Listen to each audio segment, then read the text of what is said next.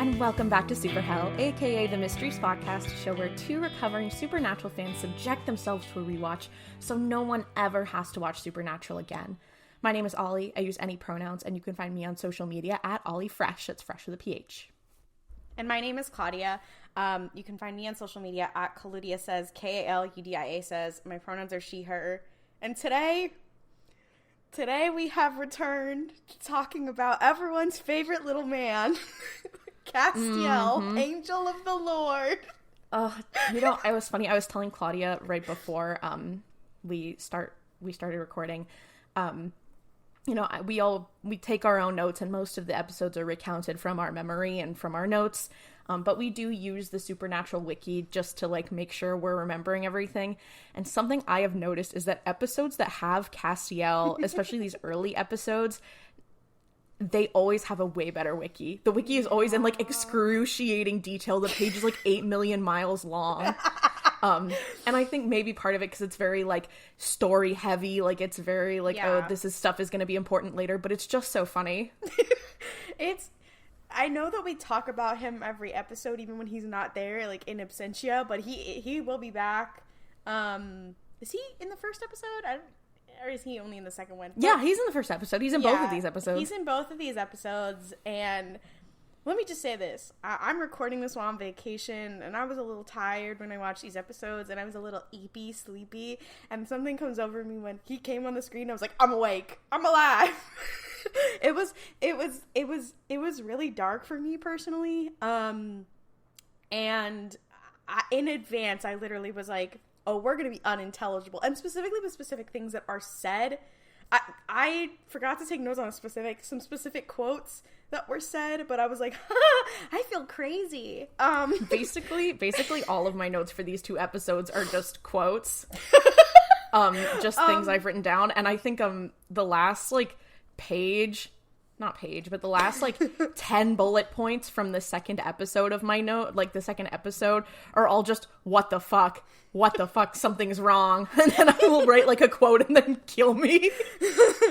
I'm trying to think, is there no unfortunate supernatural news that we have to discuss? I don't think so. I think that they've all been on good behavior. Oh my god. Or at least no behavior, which is, I don't know if Misha Collins has ever been on good behavior. I did want to talk about, we have a segment, it's called Good Pieces of Media You Should Consume Instead of Supernatural, and I do have one to bring to the table that I finished between when we record the last one and this one.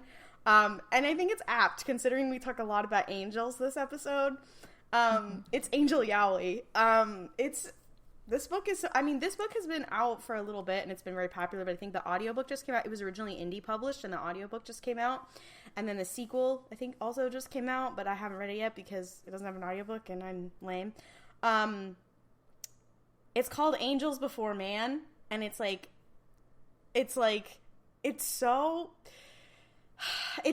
good. The concept is basically, what if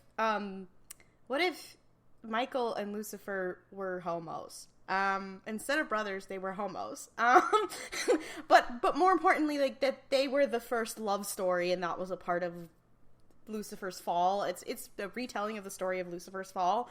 And I think specifically people who enjoy Supernatural, or who think they would enjoy Supernatural and should consume something else instead, would. And there was a lot of times where I was like, wow, this is so Destiel. And I was like, I need to be put somewhere. I have to stop. Sometimes you see the same eyes in different people. No, literally. And here's the thing. Some of the things that we will discuss and the quotes that we will discuss that Castiel says now, this early in season 4, connect to this. So I'm just saying, read the book Angels Before Man. I think it's going to be a part of a trilogy. The second book is called Angels and Man, and I believe that one is a retelling of the Watcher's Flood. If you like Bible fan fiction, this is for you. Hi, welcome to my Bible fan fiction podcast. Here's some other Bible fan fiction that you should read. I feel spin-off podcast, Bible fan fiction study. That's just Trigon. It's like Bible study, but you talk about things that are derived from the Bible. Anyway, is that not what a Supernatural podcast is?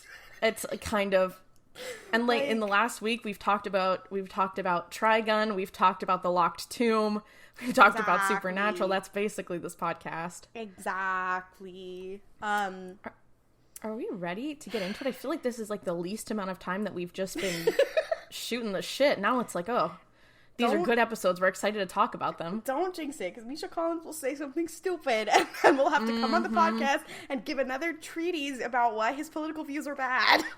Misha Collins, get a job.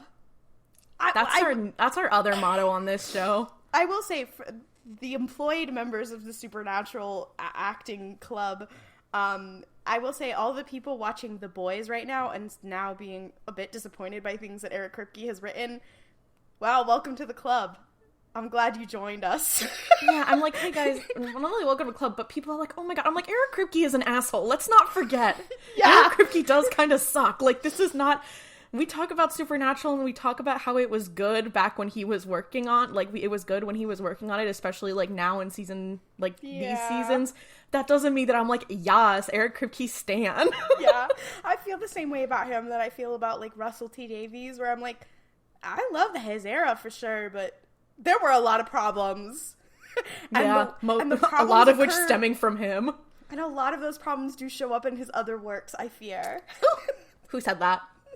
I have said that Russell T Davies is more like the Ryan Murphy of that is Britain. So chilling. Yeah, that is chilling. Yeah. Do you think? I think it's kind of like I always say this about Ryan Murphy. I'm like I think I've said it on this podcast before, but I'm like, Ryan Murphy is going directly to hell when he dies. Like, no purgatory, no judgment, no nothing. He's going directly to hell. However, anyone who has worked as like a showrunner or a writer or a staff member on one of his shows will sit at the right hand of God.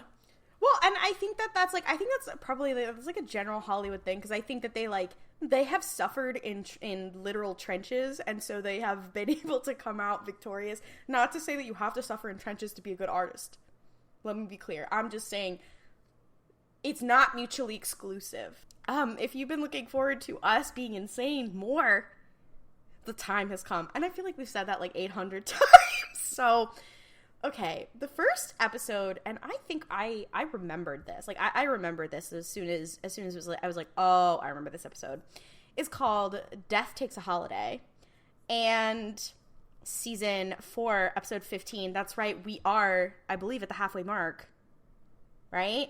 It's amazing. We did it, Joe. We're past the halfway mark. Oh, yeah, I guess so. So we have our classic Supernatural cold open. We have two guys. They're walking out of a bar at night. They round the corner, and there's this guy who asks them for money. And then he's like, and then they're like, no, we're good. And then he's like, actually, and then he pulls a gun on them, and he is mugging them. And in the process of them trying to get away, there is this kid. It's a man. There's a man outside. He is like taking the trash out. He drops the dumpster lid like really loud, and in the process he startles the guy who's mugging them, and the gun goes off. And so he didn't mean to shoot one of the guys he's trying to mug, and one of the guys, he like falls to the ground. He's been shot, he's bleeding, he's whatever, and he's not bleeding though. But yeah, I should say he's not bleeding. He should be bleeding. And he suddenly sits up and he pulls open his jacket, and there's the bullet wound, but it's not bleeding, and he is fine. And they both stand up, and they're like, what? And it's like, Supernatural. You know what's crazy? It's so fucked up, because why was the first thing I thought? I was like, bro used reverse curse energy to stay alive. This is crazy. What if I told you that I've watched all episodes of JJK? No. You're fucking with me. No, I'm not fucking with you. I'm not fucking with you at all. That entire because Klaudia and I have been talking about it, and I have been intentionally being like, oh my god, that's so crazy. Like, that's so crazy. Who's this character? Meanwhile, I'm like, I know the fuck about Nanami, okay? You know that I know what the hell is up. No, you did not pull this on. You know. Yeah, bitch, I'm getting back at you.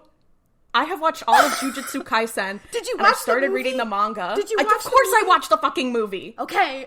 You think I haven't seen the part where Gojo absolutely says I love you to Geto and is like, And even like homophobic Redditors agree on it. I'm sorry. I've seen that. I'm having a full body experience right now. Of course I've seen it. Of course I've seen it. Wow. Oh, wow. We are literally like the two bitches with a gun at each other. Oh, wow. No, of course I thought about when Gojo was like, my eyes are telling me that it's you, but my heart and soul know it's not. You think of course I've seen it. I thought I'd never heard, hearing that phrase coming out of Ollie's mouth is crazy. I'm sorry. You know what else I'm thinking about? You know what I've been thinking about and haven't been able to talk to anyone about? If you die, oh, you're gonna kill me? Yeah, I got it. Please. What? This is literally live Claudia reaction. This is crazy. No spoilers, but I just wanted everyone to know that I did this. And here's another thing I will tell you. I did take notes watching the show, so I have an entire list of things that I want to relay to you that I will do so after we finish recording this podcast. But I feel crazy. I just wanted it to be on the record, and now we can talk about Supernatural again. But I needed Claudia to know that I did watch it, and every time this last week that we have been talking about it, where she's been explaining, like, stuff that happens to me, I already knew. Oh! This is... the only way that we can truly surprise each other anymore is consuming an entire piece of media and then dropping it at each other while recording. I really thought you were fucking with me. No, I don't fuck around about reverse curse energy. I'm like, okay, this is so Toji. This is so Gojo getting attacked by Toji. I can't believe you did this to me. Back to Supernatural. Claudia, do you want to just remind the people what we've seen? God, okay. So this man, he gets shot by accident. He does not use reverse curse technique, because the only people who can use reverse curse technique on themselves are Sukuna, Yuta, well, and Shoko can use it on other people, but and eventually I think Gojo, but yeah. I can't remember. Anyways, Gojo uses reverse curse technique to not die when Toji gets his ass. Yeah, but initially he can't use it on himself, but yeah, that's true, but he unlocks it. I believe that the only people who can use it on other people are Yuta and Shoko. Yes. Shoko, please bring back Nobara. Anyway, so, God, I have to, okay, so this guy sits up, and he's like, why am I still alive? And, that's when it's like, Supernatural. Okay, here's a question. I'm flipping back and forth between the squad cast and... Okay, I can do this. Because I was like, it gives me a little notice that says like, oh, this app isn't in focus. And I'm like, well, I don't have multiple screens right now. Oh, that just means to tell you that doesn't actually affect anything. It just tells the other viewers that you're not looking at the screen. Okay, because I thought like sometimes it's like, it's not in focus, which means it'll record weird. Okay. No, you're good. Okay. So then it's like Supernatural. And we cut to at a restaurant. Sam and Dean, they're on the phone. They're on the phone with Bobby. Bobby alert. Like, gang is really all here. Bobby's here. Castiel will be here later. It's great. He is, he hangs up. He comes to the table. Dean is looking at him in a very suspicious way. And Sam's like, okay, so Bobby found this case. It's a small town. Nobody has died in, like, over a week. And Dean's like, okay, like, why is that unusual? Like, it's a small town. Like, whatever. And Sam's like, okay, well, it's how they're not dying. There was this guy. He got shot in the heart. And he got up. He's still walking around. He was shot at point blank. There's this other guy. He was in hospice. He had terminal fucking cancer. And then he just walked away and got up and left. And Dean's like, okay, well, maybe they could be making deals. Sam is like, well, I think that's probably something like that. It seems like something with a demon. Sam's like, all right, like, go get your food, whatever. And Dean stays seated. And Dean is in his bitch era. And if you remember the last episode where they had the issues with the siren, you can listen to our analysis on that. Sam, when he was under the influence of the siren, said something to Dean about how he doesn't think he's strong enough to go up against Lilith and all these things. And so Dean bitchily but I gotta give this to him, is like, well, I don't want to hold you back, when Sam is just gonna, like, you know, Sam's like going to get his food or whatever, and he's like, yeah, sure, well, I don't want to hold you back.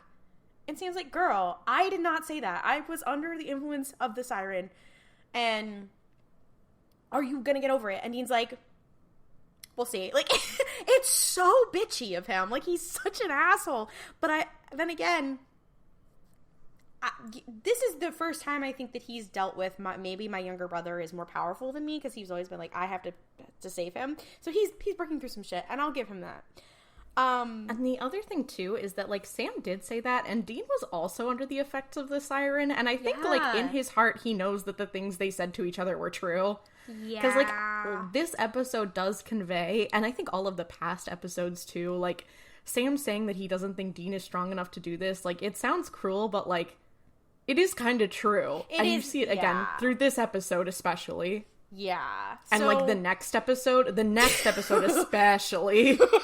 And this is, like, Dean coming to terms with that. So then they cut to the house of Jim Jenkins. He's the guy who got shot at the beginning, who did not use reverse curse technique, because he's not Utah Katsu. This part is wild, because they could just pose as the same thing every time. They could just pose as, like, they're FBI agents, they are insurance adjusters, whatever. This time they choose to be Christian bloggers. And I'm like, and why are they, like, physically going to your house to interview? Why are you Christian bloggers? Also, they were like, he was like, this guy is like, so where'd you say we were from again? And Dean's like, oh, we're from flooredbythelord.com. And you're like, excuse me? It's so... Oh, it's so funny. This, I think, is the era where they start to make, like, fun little internet jokes. And it doesn't always work. But it is funny in retrospect. I'll give them that. Imagine I'm a blogger, girl. Jim has basically had he's had, like, a religious fucking awakening. He's like, what happened to me is a miracle. And he says, quote, I think angels are watching over me. And then it pans not to Sam and Dean, it pans just to Dean's face. And Dean makes a little face. Mm-hmm. Dean makes this very, like, reflective, pensive face, because he's like, it feels like, I wouldn't expect you guys to know how it feels, but it feels like there are angels watching over me. And Dean's like, huh. It's like, oh my god. Oh, it's so dark. No. It's so dark. Why is what ran through my brain Dean going, and how would you know? And how would, like, I wish that Dean had said something bitchy in that moment to be like, actually, I have an angel watching over me, and you don't. If you had an angel watching over you, but you don't, and you won't. So, like, I feel like... I have an angel watching over me, and he blows my back out, so fuck you. Yeah. I love how we all agree on that. So then Dean and Sam do that thing where they start asking questions that a normal person would never say, and they're like, have you been to a crossroads lately? And this guy's like, no. They're like, have you met anybody with black or red eyes? And this guy's like, no. And they're like, oh. So I think at this point they think that maybe somebody else made a demon deal, but they're like, okay. So they go back to the hotel, and Dean is there, and Sam walks in, and Sam's like, okay, girl. So the cancer survivor that, like, got up and walked away, he wasn't just dying, like, he was, like, clinically dead. His wife pulled the plug on him, and instead of dying, he got up and walked out. Sam also starts making a little joke about it, and he's like, oh yeah, he's currently taking her out for their anniversary, whatever. And Sam's like, okay, like, have you found any progress? Is it demons? Is it whatever? And Dean's like, okay, there is this boy. His name is Cole Griffith. He was the last person to die in this town. And he's like, I haven't found any evidence of, like, demon deals. And maybe the problem is that there's no one to lead their souls on after death. And this is a thing we've established in Supernatural, both through how ghosts work and reapers and all that kind of stuff, is that, like, a reaper shows up and takes your soul, and if you don't, then you remain there and your ghost goes crazy. Because the other thing, too, I was gonna say that's, like, important in this scene is that they're, like, Dean is like, well, maybe it's just, like, a miracle, you know, that these people aren't dying. Like, maybe it's just a miracle that's happening. And Sam is like, well, when do miracles ever happen to us, Dean, where they don't have some sort of catch? Like, this is not, like, a big theme of this episode is the idea of, like, what is a miracle, and are miracles, like, things? But he's like, yeah, Dean, like, that is stupid. What if there's no one there to usher them along? Yeah. And Dean is also the person who has been both dead and partially dead before and met Reapers. And they mentioned some of the stuff from the older episodes, like, there's no faith healer here, there's no whatever, like, it's clearly something. And there's also this element of he doesn't believe he deserves to be saved, or that he was the product of a miracle for him coming back. Dean's like, okay, how do we find out, though? Like, we can't see Reapers. And Sam's like, well, why don't we talk to the boy, Cole? He was the last person to die. He might have seen something. And they're like, girl, we have to talk to his ghost. So then it cuts to them in the dark at Cole's grave, doing a ritual, I guess. This is another point where I'm like, oh, so you hate witches, but you do witchcraft. Got it. Okay. So they're doing a fuck-ass ritual at Cole's grave. To be fair, Dean is the one who's way more anti-witchcraft, because I feel like Sam is like, evil witchcraft, but then is like, okay, I'll do some light witchcraft, which is kind of in line with his character. Meanwhile, Dean's like, this shit is weird, this shit is goofy, I don't want to be a part of it. Yeah. But we got to, so well, is what it is, I guess. One of them is the vessel for Lucifer, so. This show is so much. So they are doing this ritual, and they're like, okay, we have to fix what's going on in this town. And this conversation is crazy and fucked up, because Dean's like, okay, so if we fix this, all these people are gonna die. And Sam's like, well, yeah, they were already meant to die. And Dean's like, isn't that a bad thing? Like, don't we not want these people to die? And Sam's like, well, girl, there is the circle of life, and there is an order of the way that things can happen, and, like, this is actually not good. And Dean's like, I don't know. Like, they are having a full-on moral discussion about this. Good place style. These are two people that I would not want to sit near in a philosophy class, or, like, a sociology class. I'm like, oh, God, you guys are giving... Do you guys... I don't know if anyone... who is listening, if you've taken like a sociology class and there's that thought experiment where it's like you have a life raft and only like enough room, and here are the people who are with you and you're in charge of deciding who gets to go with, and it's like, oh, there's like a child and like a preacher and like a sex worker and like all these different kinds of people, and the job is like you have to say who you would assign the more like moral value to. Yeah. And I'm like, I know that doing that with Sam and Dean would be like its own circle of hell. And I feel like there are episodes where that has basically happened. But so they're having this crazy fuck ass conversation. And Dean says something very important. He's like, well, we are living proof that we get around that natural order all the time. And the fact that we are alive is highly unnatural. I do love when the show points to that. And you're like, okay, girl, but what about them? And he's like, what makes us different than anyone else? And Sam is like, well, I am full of demon blood. So there's that. And you're like, oh. And he's like, and you have been to hell.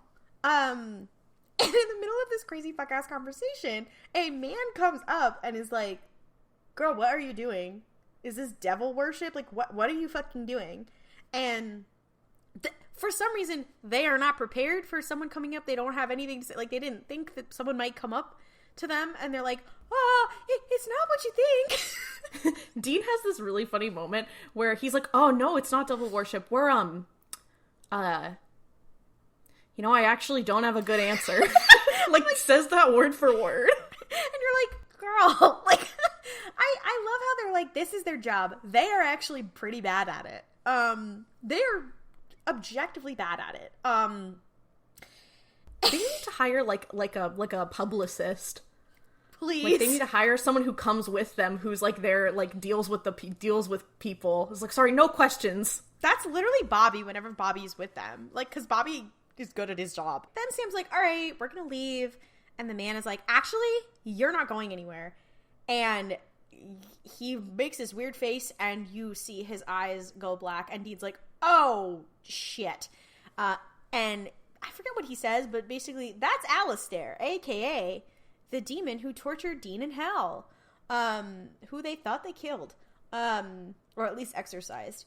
And Alistair, this bitch empty, throws Dean across the fucking cemetery. Tries to do the same to Sam, and Sam's like, you can't do that shit on me with his demon powers. And he's just looking at him like, what are you gonna do? You're gonna give me a ticket? You're gonna arrest me? And he starts walking towards him, and Sam has entered bitch mode. And Alistair's like, oh, you clearly have been hanging out with your quote-unquote demon whore. Why do we have to slut-shame her? Why do we have to slut-shame her? Also, she's fucking one man. That's not... Okay.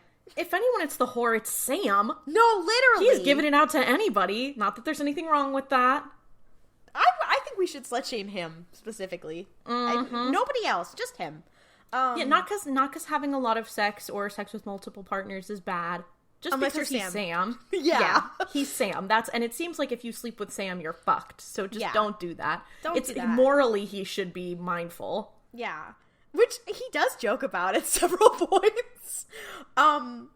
Sam then waves his hand, and Alistair gets fucking yeeted and falls against a tree, and he tries to exorcise him, and then Alistair's like, anyway, bye, and smokes out before he can send him away.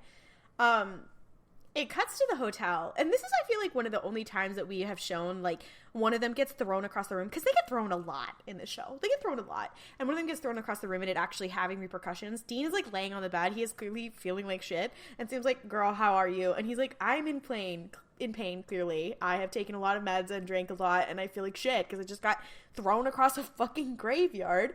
And I think he got knocked out, because he's like, oh, like, what happened with Alistair after I got knocked out? And Sam's like, so as soon as he figured out that he couldn't, like, hurt me, he left. And Dean's like, hey girl, why wasn't he able to hurt you? And Sam's like, who can say? Sam, girl, you gotta stop the lying. And Dean is like, girl, you can't keep secrets from me. I know you're keeping secrets from me. And Sam's like, no, I'm not keeping secrets. And then Sam's like, okay, well, Bobby called with some info, and he agrees that the local Reaper has gone missing. So, ta-da, it is about Reapers. And Bobby is always, in the wiki it says, found references in an arcane version of Revelations. They say that a lot, where they're like, oh, there was an arcane version of Revelations. And you're like, okay. I was watching something recently about the Book of Revelations. I was flipping through TV channels. I'm traveling right now, and there was something on the History Channel. I don't know if this is correct, because it's the fucking History Channel, so somebody fact check me.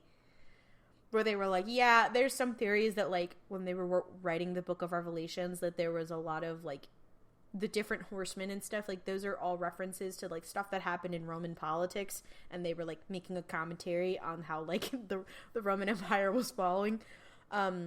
As there were, like, 4 different Roman emperors in quick succession, and, like, and all these things that each of the horsemen represented, like, are things that happened, and blah, blah, blah, and it was kind of a political text. I don't know. I'm not a scholar in that. Tell me if it's wrong. But it's like a theory. It's not like they don't know for sure, but it could have been. Anyway, I think of that every time they're like, and Bobby had an arcane version of the Book of Revelation. And you're like, okay. And he's like, okay, so there's this ritual involving killing a Reaper on a solstice moon, which happens to be tomorrow, that would break one of the 66 seals on Lucifer, which, if you remember, is one of the main things they're trying to stop Lilith from doing. And Dean's like, shit, okay, so they're probably going to kill a Reaper, and how would they do that? And Sam's like, okay, well, they gotta have some sort of way. And Dean's like, Dean, always first to think of angels, is like, well, clearly the angels haven't shown up, and we could really use their help on this case, because what the fuck, this is really above our pay grade. But also, why are you thinking about angels? Why are you thinking about them? Why are you thinking about them? Very why are you interesting. thinking about them? And he's like, well, since they're nowhere, we have to take this into our own hands. And Sam's like, okay, girl, the problem is we can't see the Reapers. and only ghosts can. And then Dean's like, okay, well, I guess we'll have to become ghosts. And you're like, girl, I think you've died enough times now that you're getting a little blasé about it. Yeah, Sam is like, wow. Sam's like, wow, you really are concussed. And then lo and behold, when our favorite Glupshitos shows up, it's Pamela! Who you may remember from the episode Lazarus Rising where Castiel burnt her eyes out, so she's blind. She's a blind psychic.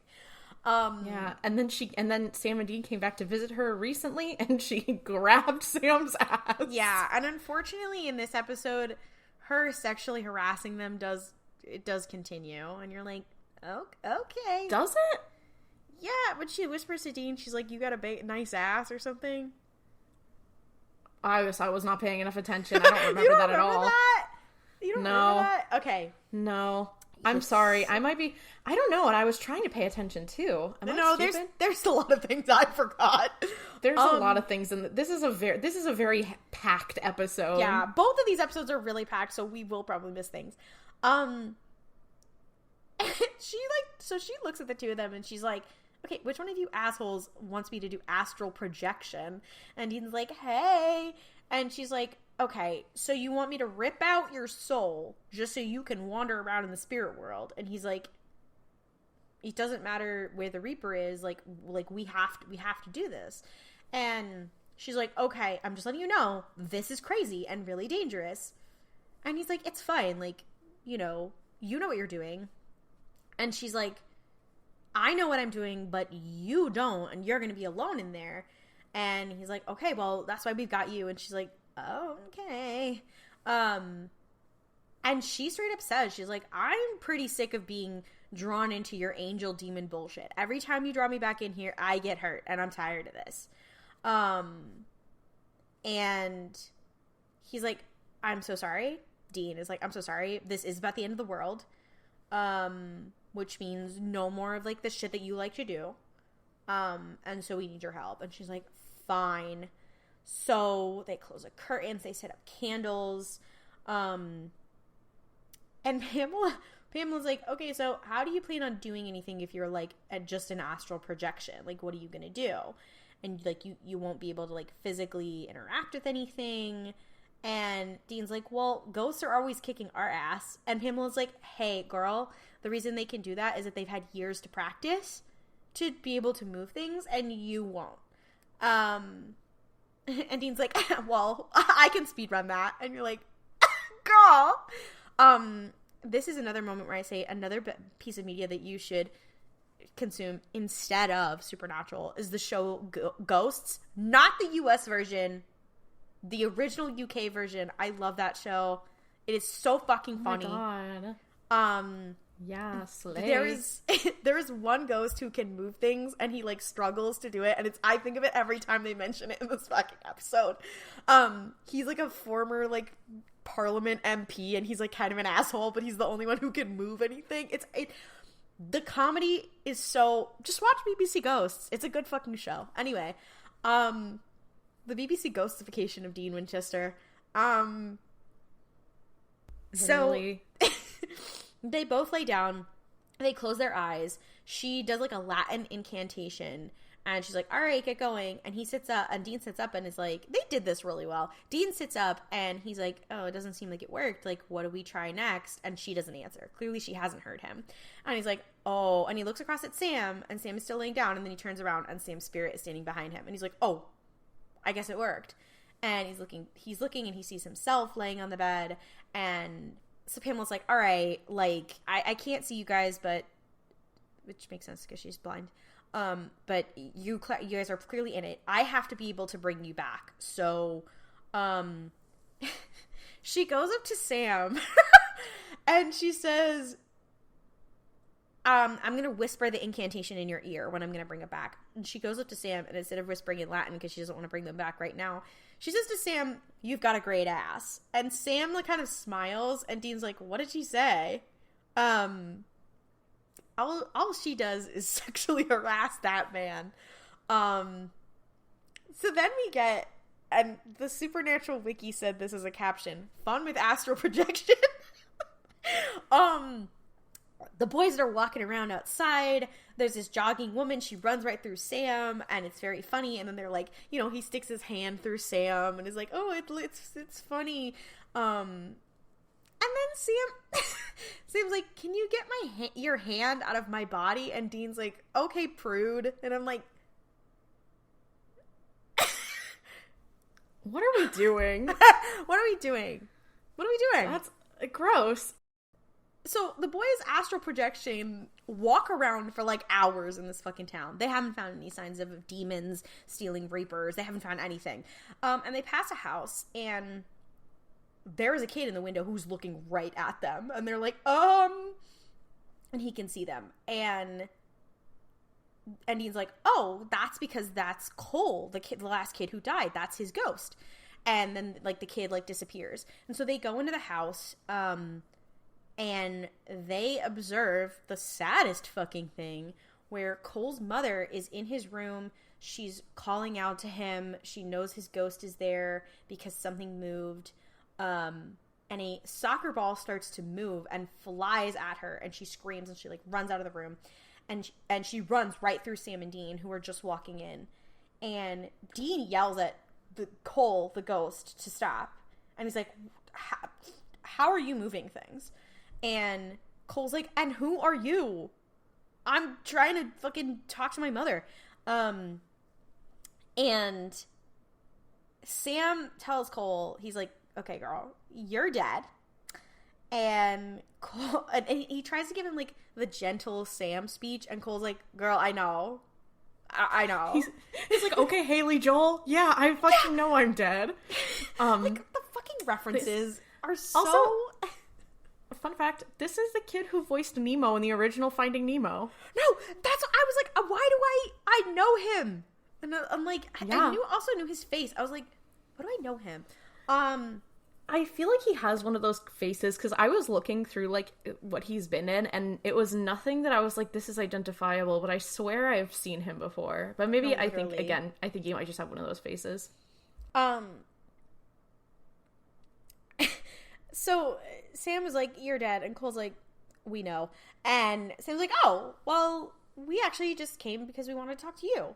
And they go downstairs, and they watch another very sad scene. Cole's mom is pouring herself a drink and starting to like look at like, I think like a memory book or something of her son. And while they're watching this, Cole is like telling Sam and Dean about the day he died. He had an asthma attack because he was outside and it was too cold. And it says he was in his room and tried to call out for his mom, but he couldn't, but he was outside. I guess he died in his room. I don't know. But basically, Cole describes how he's like, yeah, I had a really bad asthma attack. It was too cold. And I died, and my mom didn't hear me. And the next thing I know, like, I'm standing over my own body, whatever. And Dean actually is like, oh, like, I didn't know, like, you could die from that. That's crazy. And that's when Cole saw the Reaper. And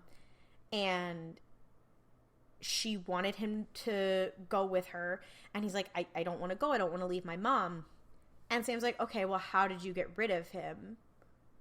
How'd you get rid of the Reaper? I'm sorry, it was a him when he says him. And Cole's like, well, I didn't. There was this black smoke, and then he was gone. And I hid in this closet, and when I came back out, the Reaper and the black smoke was gone. And Dean's like, okay, well, where did the black smoke go? And Cole's like, I don't know. But I do know, I've seen it. I know where it is now.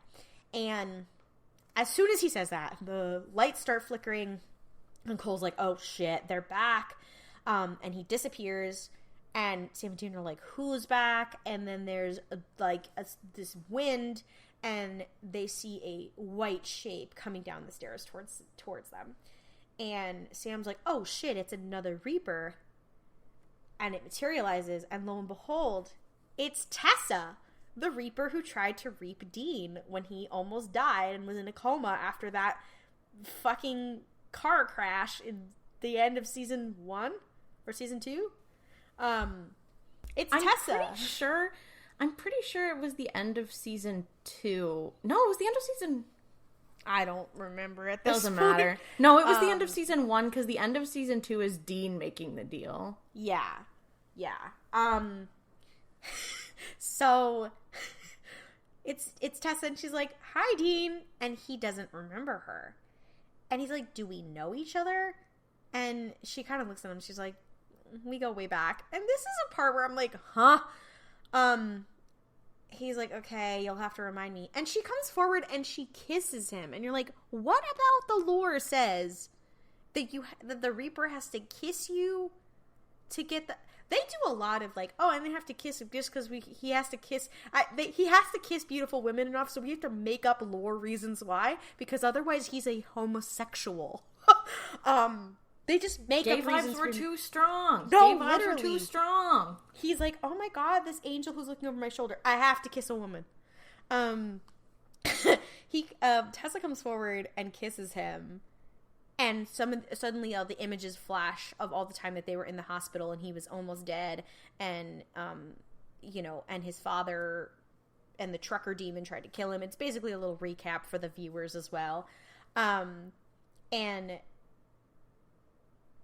he's like, "Oh, Tessa." And she's like, "Yeah, I'm sometimes called that." And Sam's like, "How do you know her?" And Dean's like, "Oh, I saw a Reaper and it was her in the hospital after the accident." And so she tries to leave them, and she's like trying to go up. She's trying to reap Cole's soul. And they're like, "Wait, you can't take him yet." And she's like, "Why?" And they're like, "Because there's these demons and they're trying to kidnap a Reaper, and Cole knows where they are. And you're in danger." You're in danger, girl. You're in danger. And girl, no, literally. And she's like, "Whatever, I don't give a fuck. I gotta do my job." She's like, I gotta clock in. No, literally. She's so not on me when you think about it. She's like, "You can talk to me once I'm off the clock, okay?" Literally. She's like, "Okay, well, this town is off the rails and nobody is dying, so I came to straighten it out. I gotta get back to work." And Dean's like, "No, you need to leave. Like, you are in danger. And if you don't, like, you could get kidnapped." He doesn't say, like, and then they can do the fucking ritual, but okay. And she's like, I don't care. And behind them, you see Cole's mom. She comes in, she picks up her keys, she leaves. And Sam's like, "No, Tessa, like, you gotta go." And she's like, "No, I have to fix the town." And Sam's like, "Okay, you know what? Yes, could just hold off until we find out where the demons are, and then you can reap Cole's soul."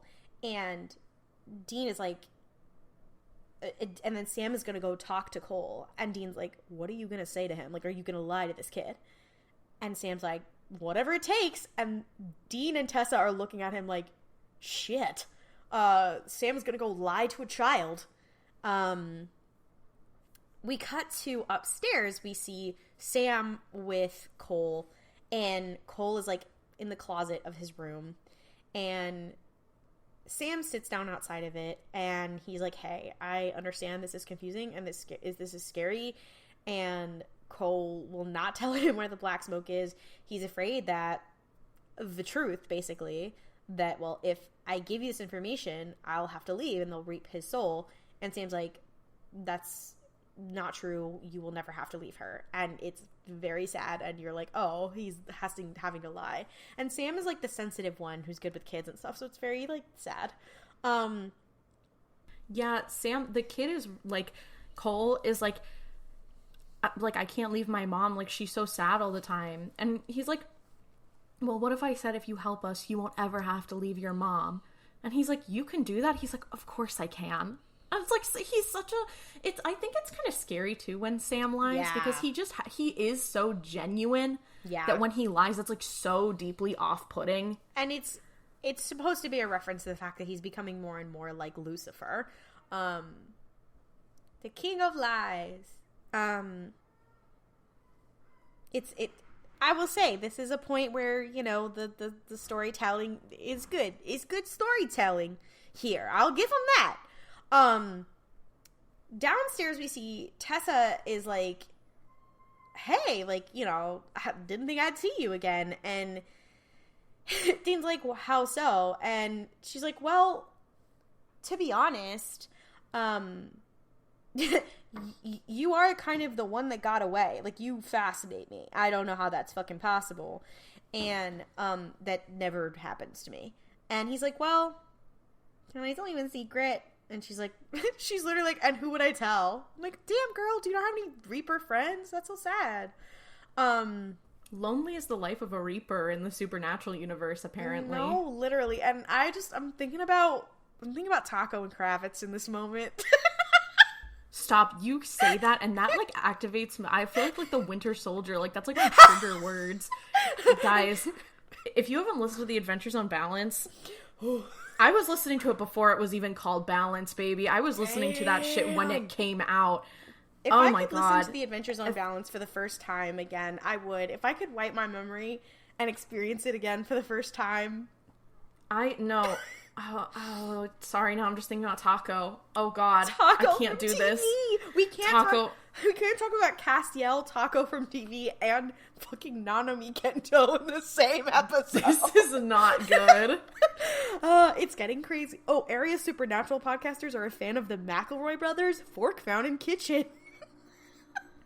Does any of them, do they want to come on here? If any of you guys are listening. Yeah, if any of you are listening. I know. What are we saying? I know Travis would. Yeah. Hey, Travis, I know that you're listening. He DM'd me. He's a really big fan. That's me when I spread falsehoods on purpose. You're so Sam Winchester coded. I'm a lot like, shit. This is the second episode where you call me like Sam Winchester coded. It's a little scary.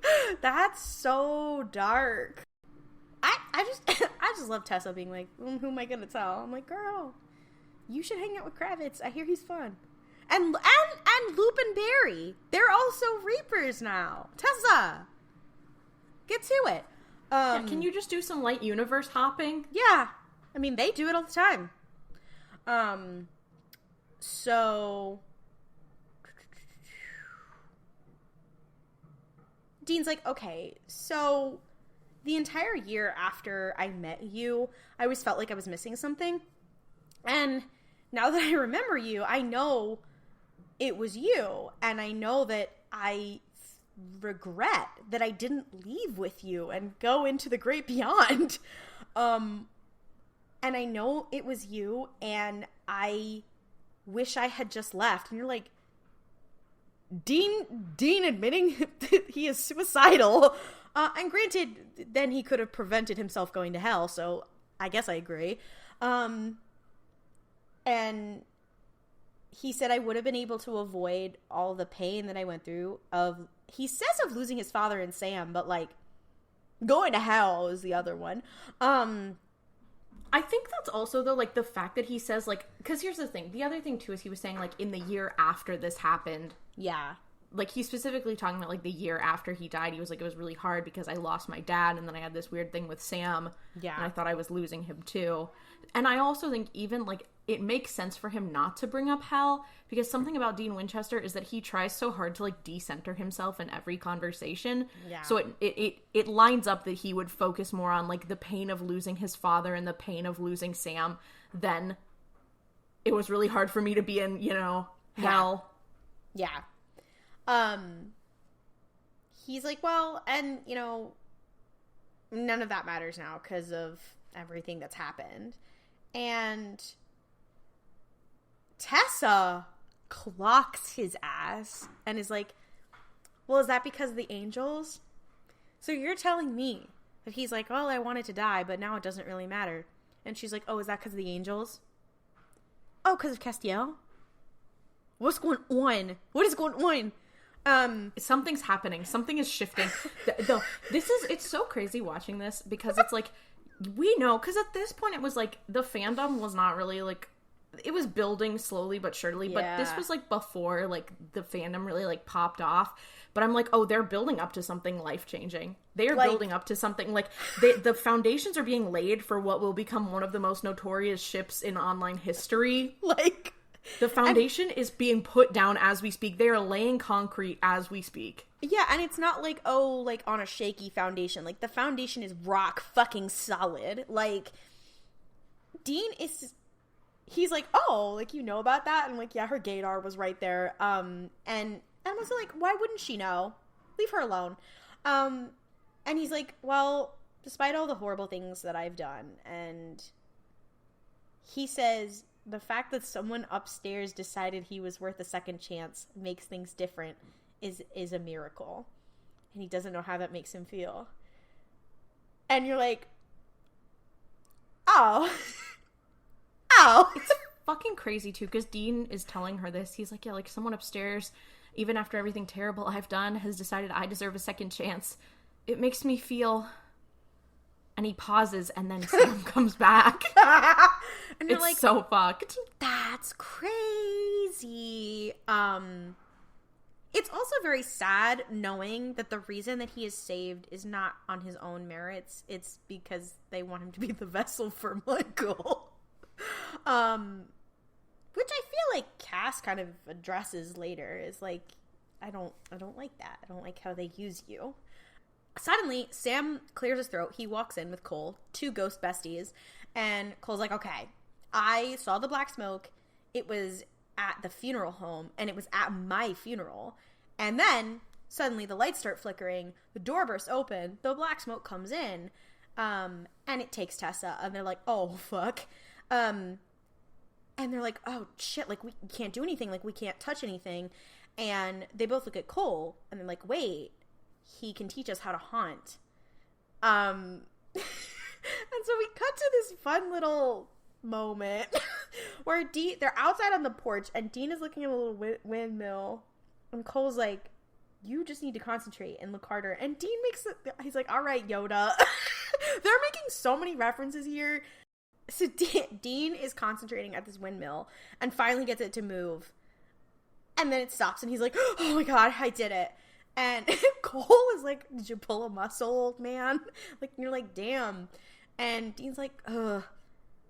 And he's like, all right, well, show us what you can do. And Cole looks at the windmill, and it starts, like, spinning.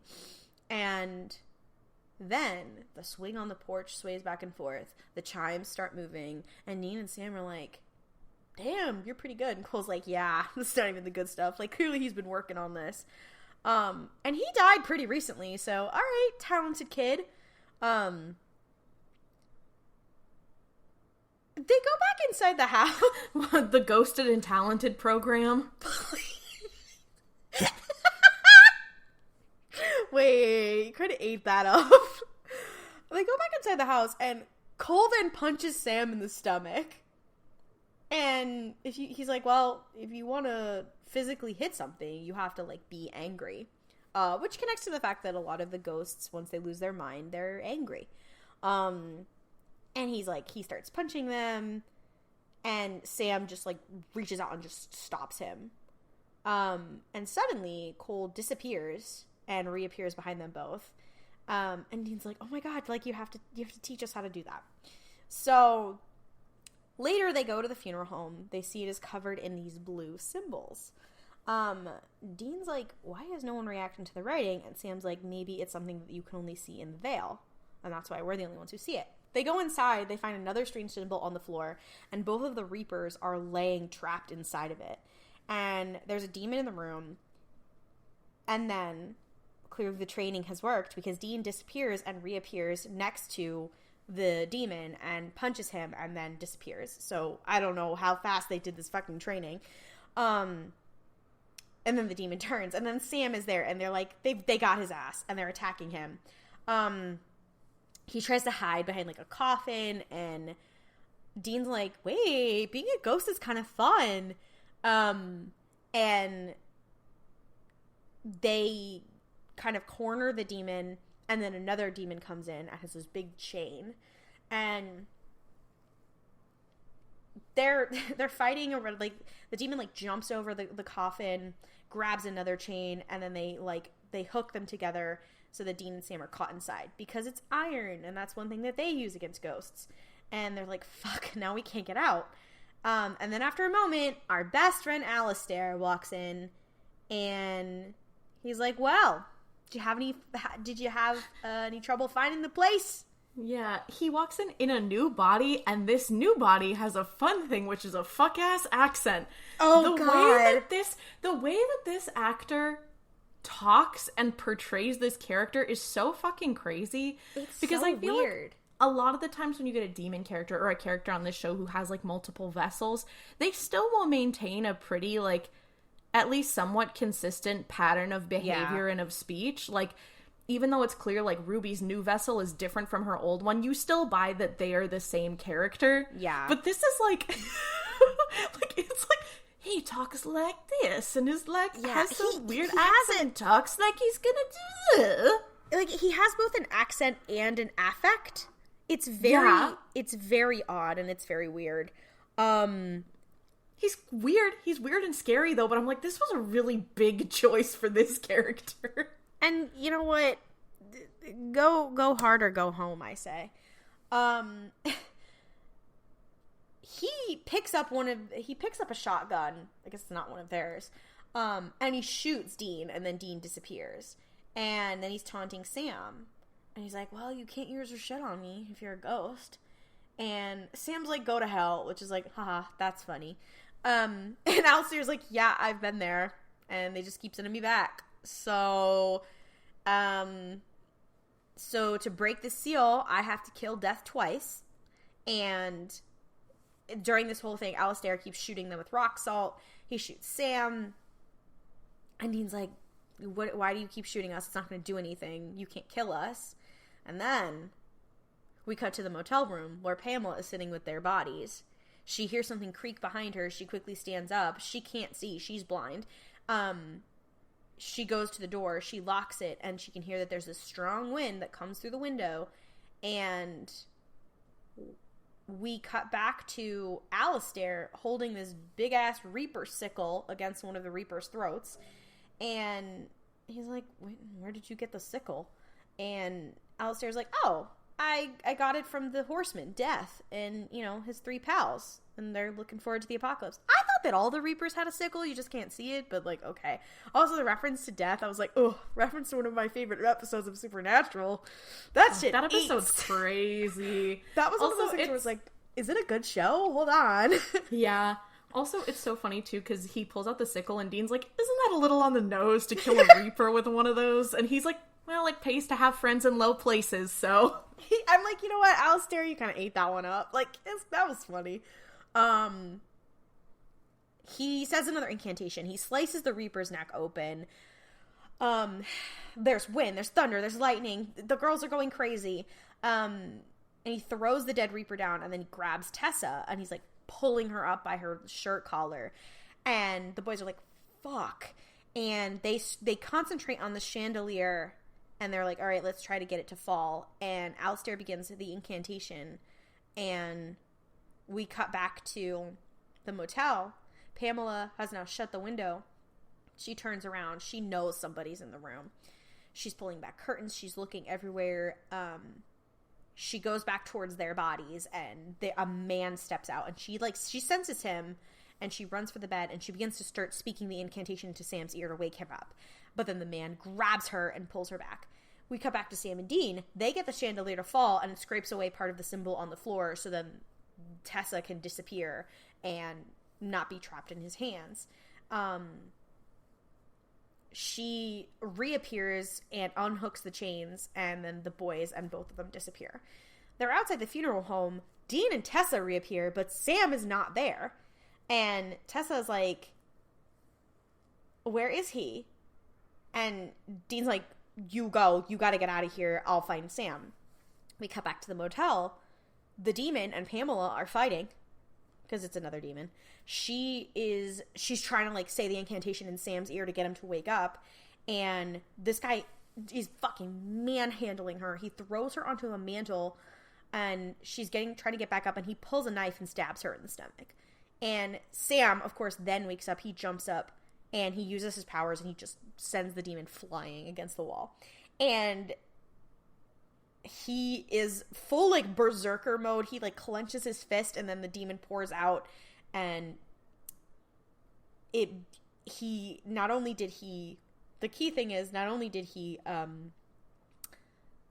get it to leave the body, it killed the demon. It burns up on the floor.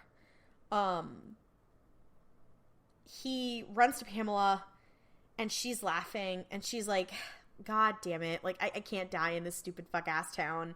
Can you make me a drink? And Sam's like, no, like, we need to get you to a doctor. And she's like, just make me a drink, whatever. Like, she's bleeding out and dying. Except for the fact that she's not, because no one is dying in this town, so she's, like, okay right now. Yeah, well, no. She starts bleeding at the end. She's definitely fucked up and in pain, but she's not dying yet. Oh, yeah. So she's sitting there, she's like, fuck. We cut back to Dean. He's now by himself. He's hurrying down a dark street. Suddenly, Alistair is back. And he's like, you can't run from me, bitch. You can't get rid of me, bitch. And suddenly, he tries to get close to Dean, and suddenly a bolt of lightning comes down from the sky and strikes him, and he's gone. Lo and behold, who's here? It's Cass! It is the craziest thing, because Alistair's like, you can't stop me. I'm in your head. Gets immediately struck by holy lightning. Dean goes, what the hell? And Cass goes, what does he say? Hold on, I wrote it. He says, but he says, what the hell? And Cass says, guess again. They kind of share a brain cell sometimes. Mm-hmm. Like, he's literally like, nobody touches my Pookie Bear. That's the thing. Whenever I see Castiel talking about Dean, he's like, oh, that's my Pookie Bear. He's like, hey, like, thanks for, so Castiel's like, hey, like, thanks for stopping the seal, from being broken. You did it. Thank you. And Dean's like, why did I have to do it? Where were you guys? And Cass is like, so those symbols that you saw in the funeral home, that was angel proofing. And Dean's like, well, filing that one away for later. Didn't know you could have angel proofing. And he's like, so that's why we had to call you guys up, because they warded us out of it. And the call about, he's like, so the call about the case that your brother got, it actually wasn't Bobby, it was me pretending to be Bobby. and Dean's like, girl. Dean says, so you've been here the whole time? And I was like, oh my god, this is just like Sam writing Game Changer on Dropout TV. Dean's like, if you needed our help, why didn't you just fucking ask? And this is where Cass fucking clocks him and is like, when have you done what I've asked? You always do the opposite of what I ask. So I had to. Sorry for the deception. And there's our Magnus Archives reference. First of all, it's apologies for the deception. I know. Okay. I know. Sorry. As soon as it came out, Magnus Archives fan. As soon as it came out, I was like, no, it's apologies for the deception. That's the difference. So this whole conversation, they are giving each other eyes in a way. It's in a lot of edits. I'll just say that. They're always having their little fuck ass conversations where Sam isn't there. It's just the two of them.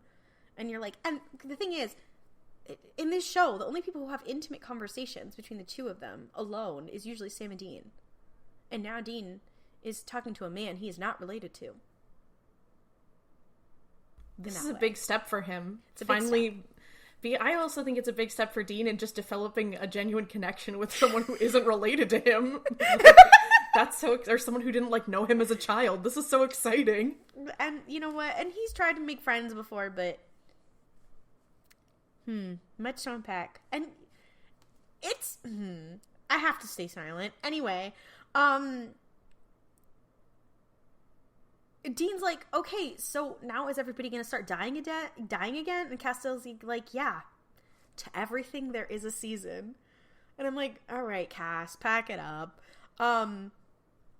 Dean's like, well, why can't we make any exceptions? And Cass is like, there's no like exceptions to be made. That's just like how it works. And Dean's like, well, you made an exception for me. And Cass is like, well, that's different. And, like, the reason that it's different is because of the whole Michael thing that we know later. But the way that it is, like, said and framed is literally Castiel, like, kicking his feet, giggling, like, looking away, being like, well, you're different, Pookie. Like, it's very, like, why is it framed like that? Like, why wouldn't... And then Tessa pops in and is like, hey, Dean, I need your help. Yeah, she's like, hey. And Cass is like, oh, I didn't realize that you had a woman here. He's not actually like that, but in my mind, that's what he's like. Cass being confronted when there is a woman around Dean, he always gets this look on his face like, should I kill myself? It's very funny. We're back at Cole's house, and his mom is looking at his baby book. Cole is watching her as she's crying, like it's awful. And Tessa shows up, and she's like, hey, we gotta go. And he's like, well, thank you and your brother for nothing. Like, clearly you lied to me.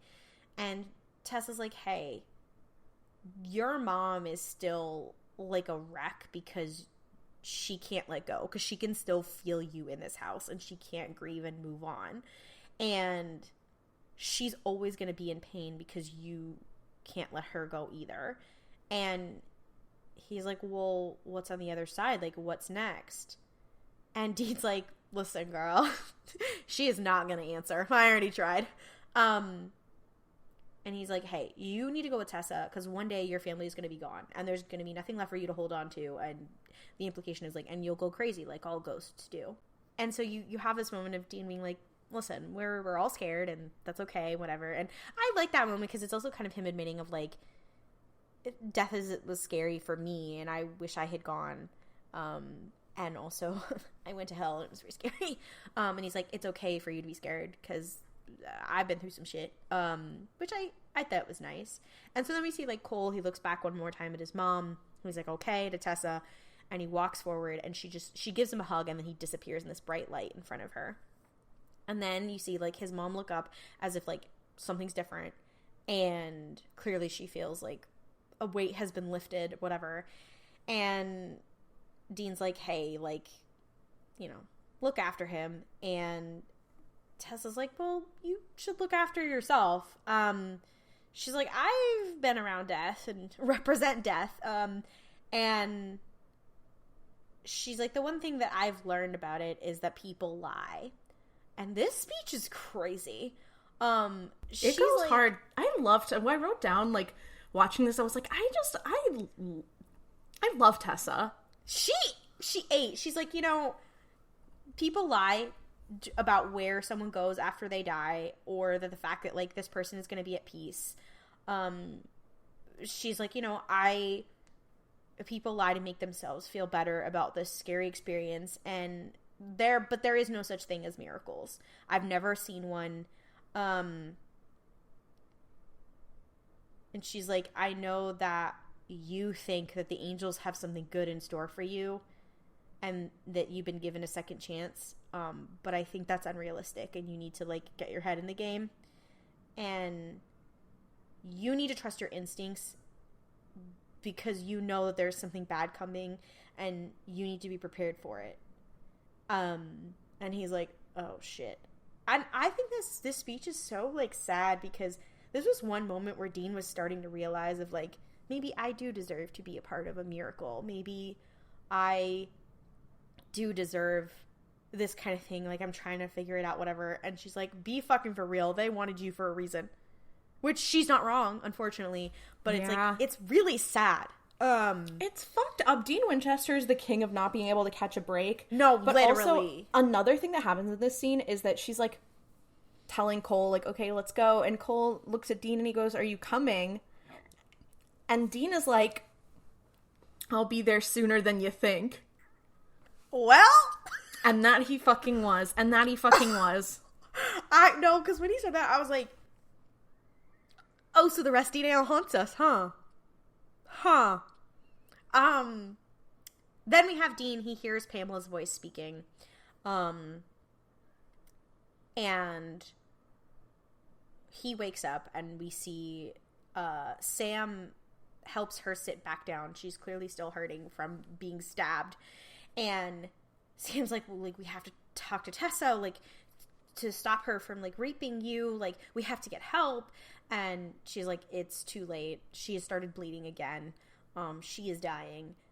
Dean sits up with a gasp. He's finally woken up, and he sees Pamela, like, drinking her woes away, and with a hand over her fucking bleeding stomach, and he's like, what happened? And Sam's like, do you know where Tessa is? And instead of answering him, Dean just turns to Pam, and he's like, I'm sorry. And Sam's like, you don't deserve this. And Pamela's like, yeah, I don't. I said at the beginning, every time I get involved with this kind of shit with you guys, something happens to me. And they clearly, like, they're really sad about it. They're like, oh my God, like, she got involved with us and she's gonna die now. And she's like, do me a favor, tell Bobby to go to hell for ever introducing me to you guys. And then, Dean's like, well, you're gonna be in a better place. And she's like, you're a fucking liar. And you're like, oh. She pulls Sam in close, and she whispers to him as she's dying. And she's like, I know what you did to that demon. I can feel something weird inside of you because I have psychic powers. And whatever your intentions are, they are not good, no matter what you think they are. And then she starts coughing again. She's coughing up blood, whatever, and she dies. And Dean's like, oh my God. And then he's like, what did she say? And then it's the end of the episode. Also, okay, I'm sorry. Sam is like, she pulls Sam in to whisper something. Dean is sitting maybe 2 feet away. There's no way he did not hear what she said, but he's like, I think he, out of respect, he closed his ears. Yeah. But it's also kind of crazy. Like, she's just like, I know what you did. And you're like, Sam, you're fucked. She's like, Sam, you are a fucked up individual. Like, that's the end of the episode. Like, she's so us in a way. She's like, actually, fuck Sam.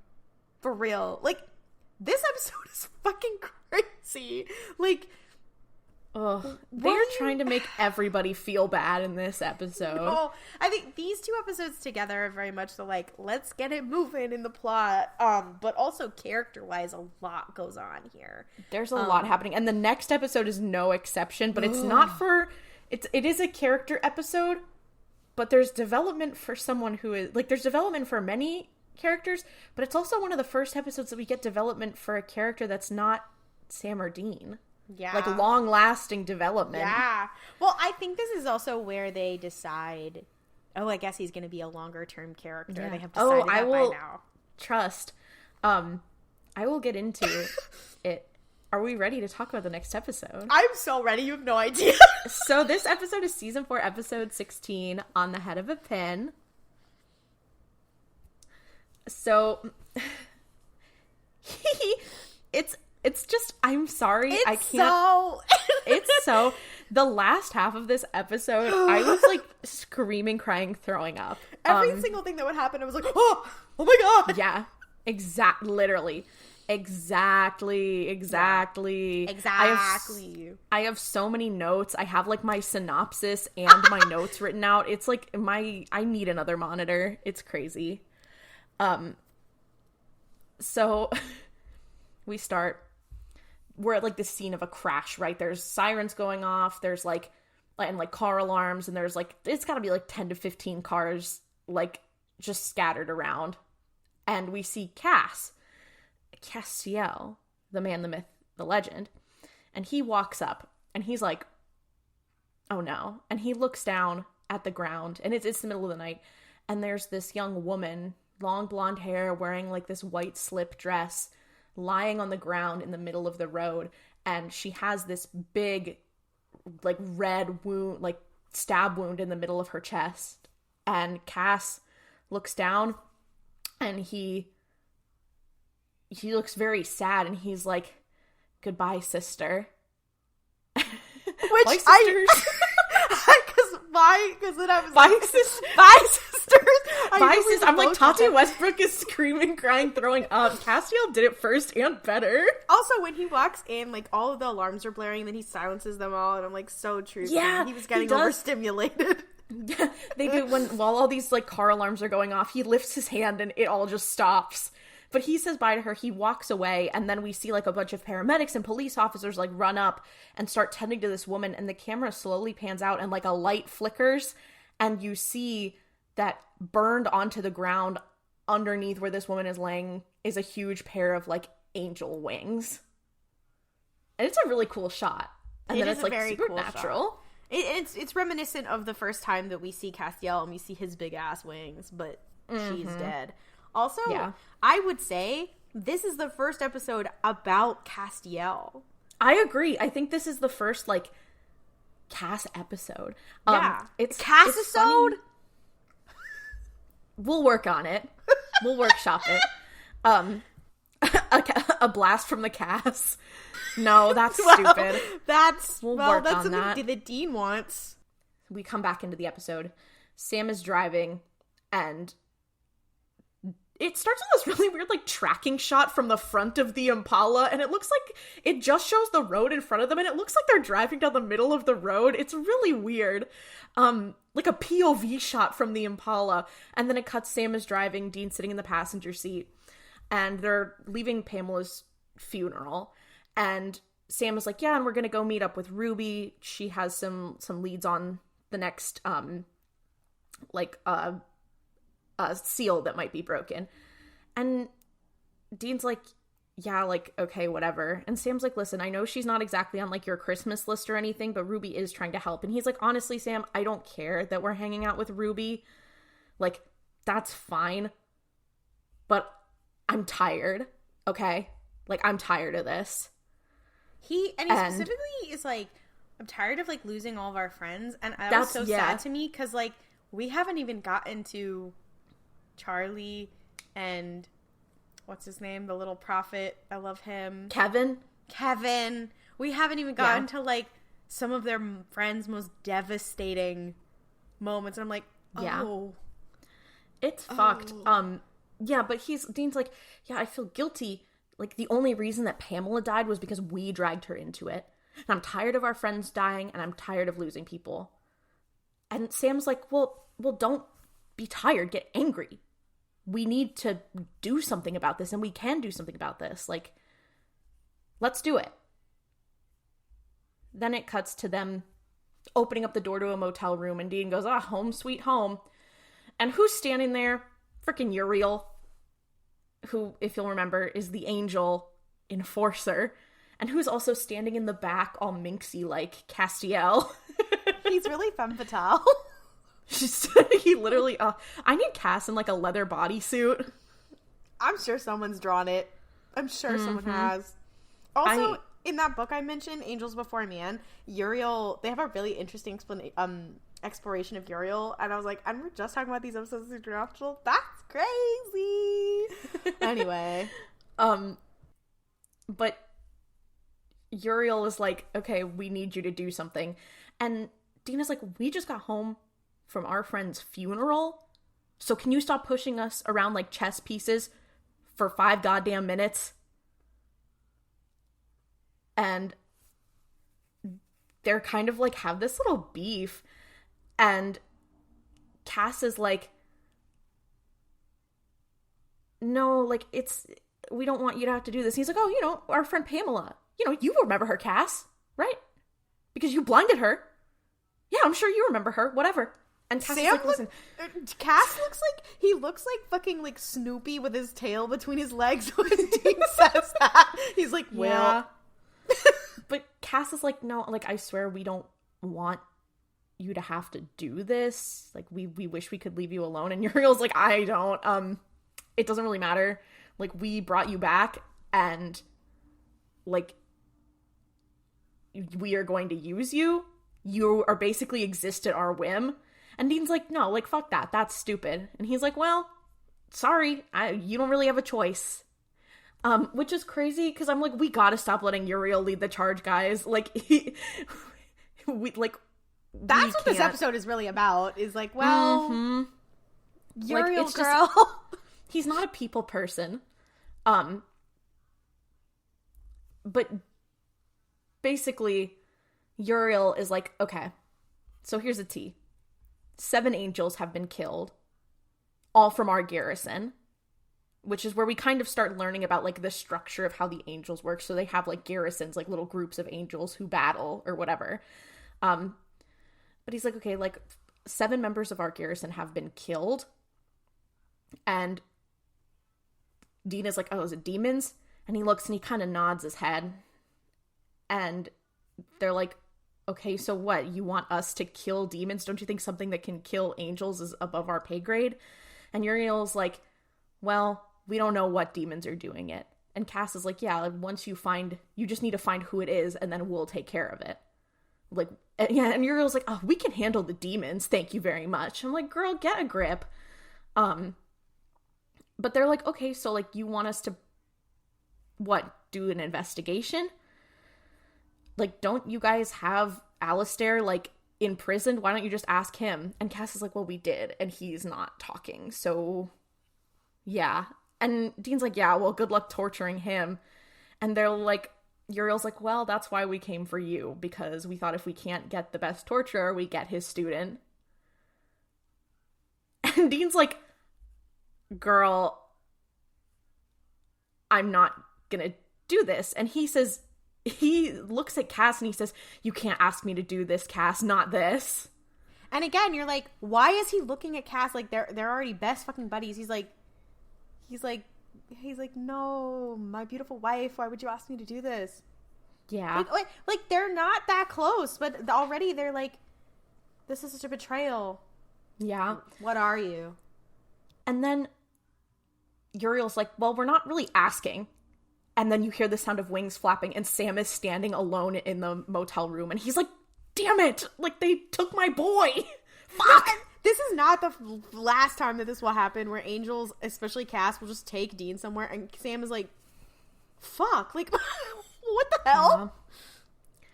So we cut to this, like, warehouse exterior, and this warehouse exterior makes me go stupid, go crazy, because they use this warehouse exterior more than once. There's another Destiel fucking episode that uses this warehouse exterior that when I saw it, it activated something Pavlovian in me. Yeah. Like, my Pavlovian Destiel response went off. No, because the way that I was like, is this the No, it can't be. And then I was like, so wait. Yeah. This warehouse is like their home base, the Angels' home base. And Cass shows Dean, like, through this window, like this little window in it is like an industrial warehouse, and you see into, like, a locked room through a window. Alistair is bound in a devil's trap, and give me 1 sec to explain. Cass is like, he's locked up, like, through an ancient Enochian devil's trap. Like, there's literally no way, no matter how powerful he is, he would be able to break out. So I looked at this and was like, why is he mounted on a giant Star of David? Yeah. An Enochian symbol? What the fuck are you guys talking about? I was like, he's it's like, instead of a cross, like, he's literally chained to a Star of David like it's a cross. In the middle of a devil's trap on the floor. In the middle of a devil's trap on the floor. And I'm just like, I believe Eric Kripke is Jewish, isn't he? I believe he is, yes. And so I'm like, Eric Kripke, I guess you thought this was okay, but, like, that's fucked up. What is wrong with you? Weird. Deeply weird. It's weird the whole episode. I just want you to know. It's fucking weird. Yeah, and it's like, it's funny because it's like this whole scene, like, this tableau is so important. Like, you're there the entire episode, and every time I see it, I'm like, why the fuck is that like that? Yeah, it takes you out of the episode multiple times because you're like, excuse me? Like, yeah. I don't know. It's weird. It's weird. Deeply weird. But anyway,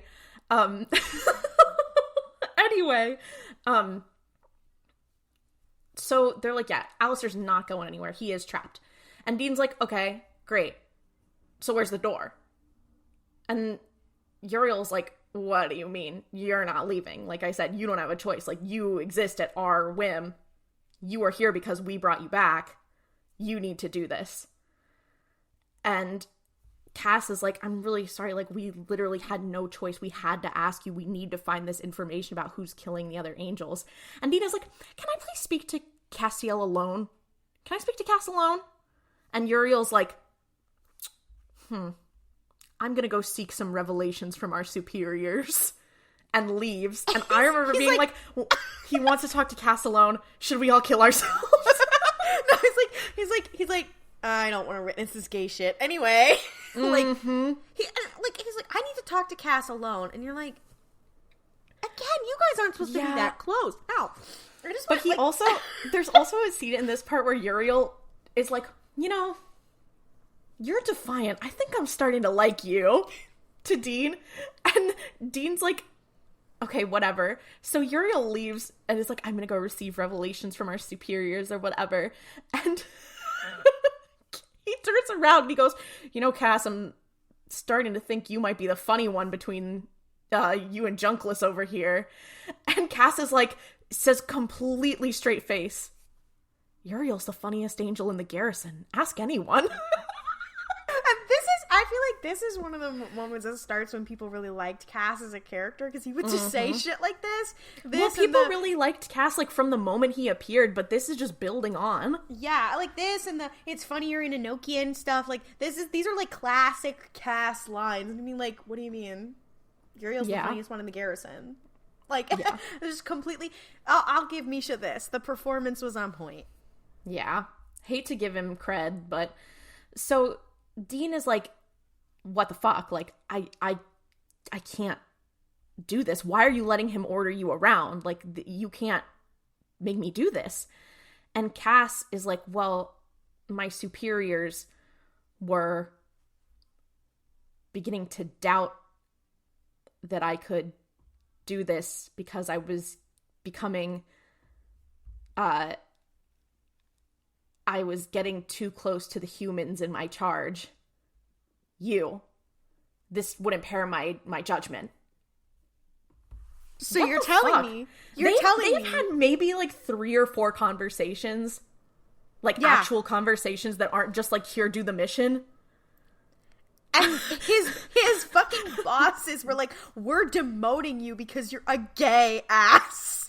Mm-hmm. Like, oh, it's been like, it's not just subtext, it's in the text. Like, it's there. It's fucked. Also, I do have to write, I just have to say, who wrote this episode? Destiel warrior Ben Edlund. Oh!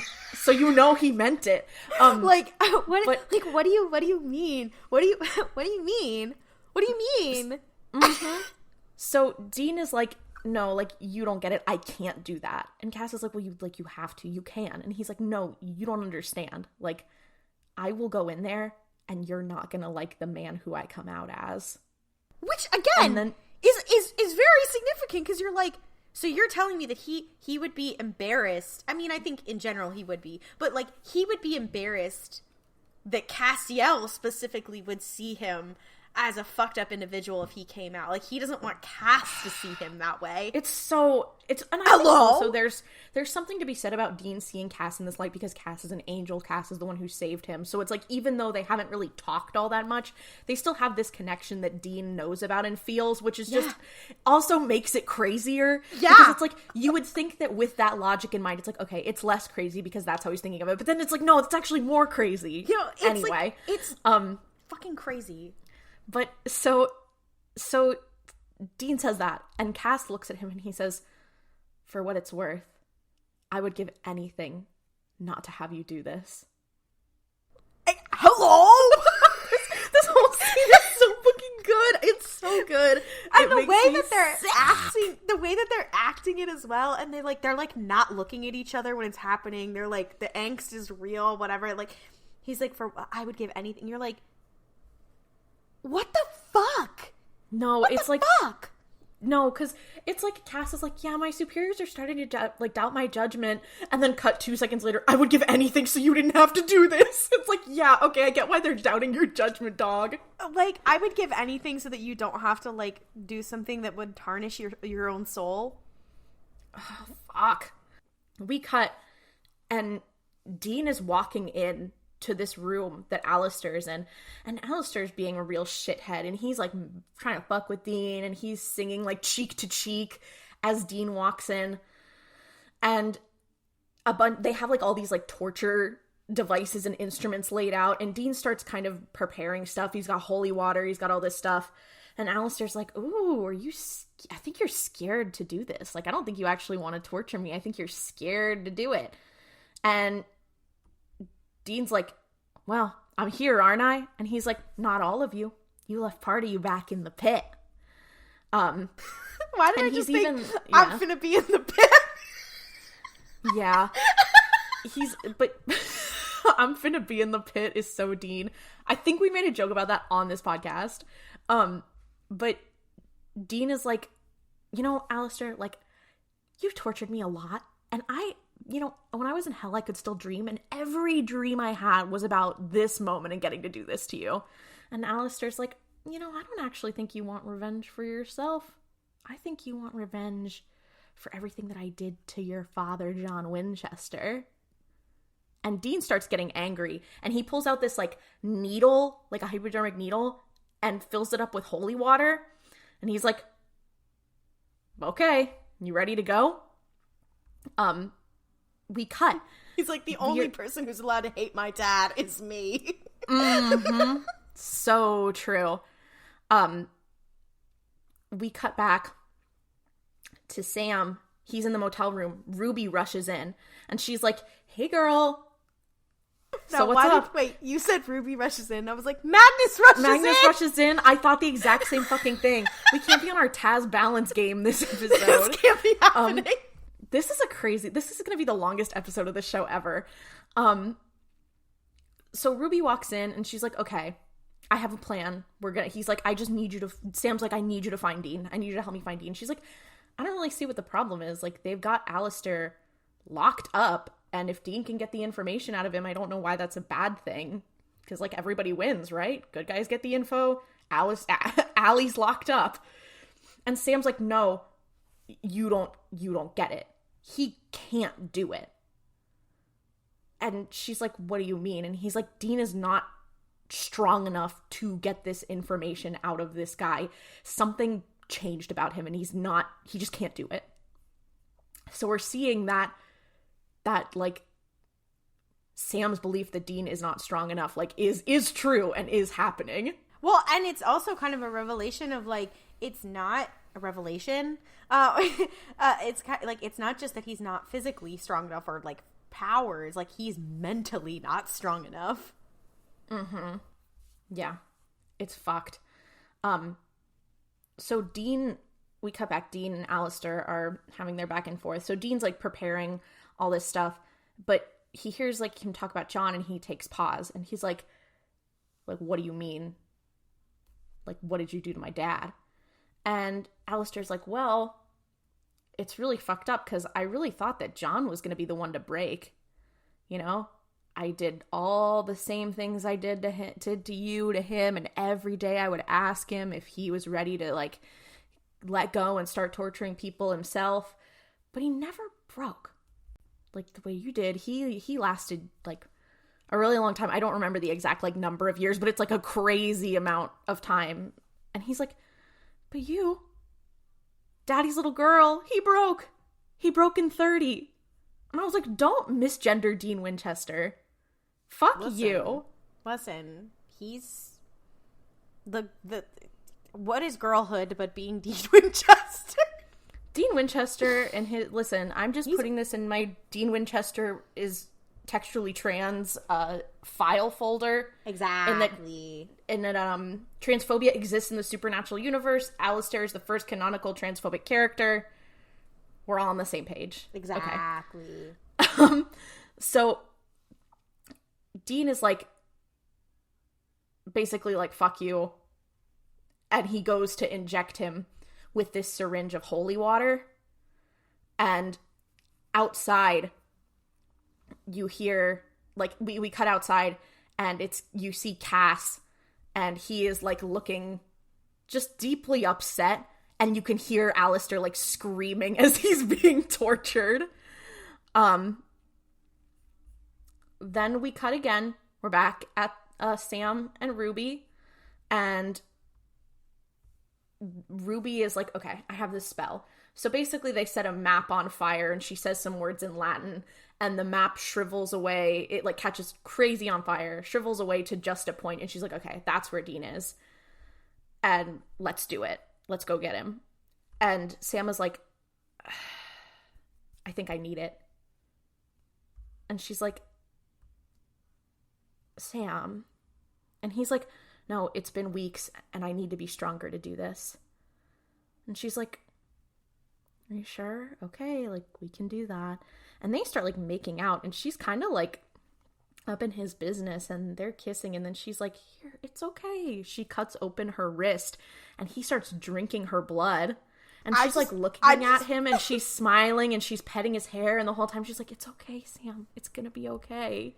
And I was like, what the fuck is going on with you two? I'm like, it's like... Here's the thing. The caption on the photo of this in the Supernatural Wiki just says, Sam takes a hit. Oh, it's so, like, Sam vampire era is here. Like, oh, it's fucking crazy. And here's the thing. We've mentioned this before. Every time they posit Dean with Castiel, on the other side, they will have Sam with a woman. Usually Ruby. Mm-hmm. Yeah. Much to unpack. Mm-hmm. We cut back to Dean. He is sort of not taken a break, but, like, he's finished torturing, and he's coating, like, the knife, the demon knife, with holy water. And Alistair is like, oh, go directly to hell. Do not pass go. Do not collect $200. You suck. Like, I hate this. This sucks. But honestly, you should be better at this. Is this going to give you closure? Like, is this what's going to make it all worth it? And then Dean stabs Alistair with the knife. And he's like, well, there's no going back. I changed you and you're different now.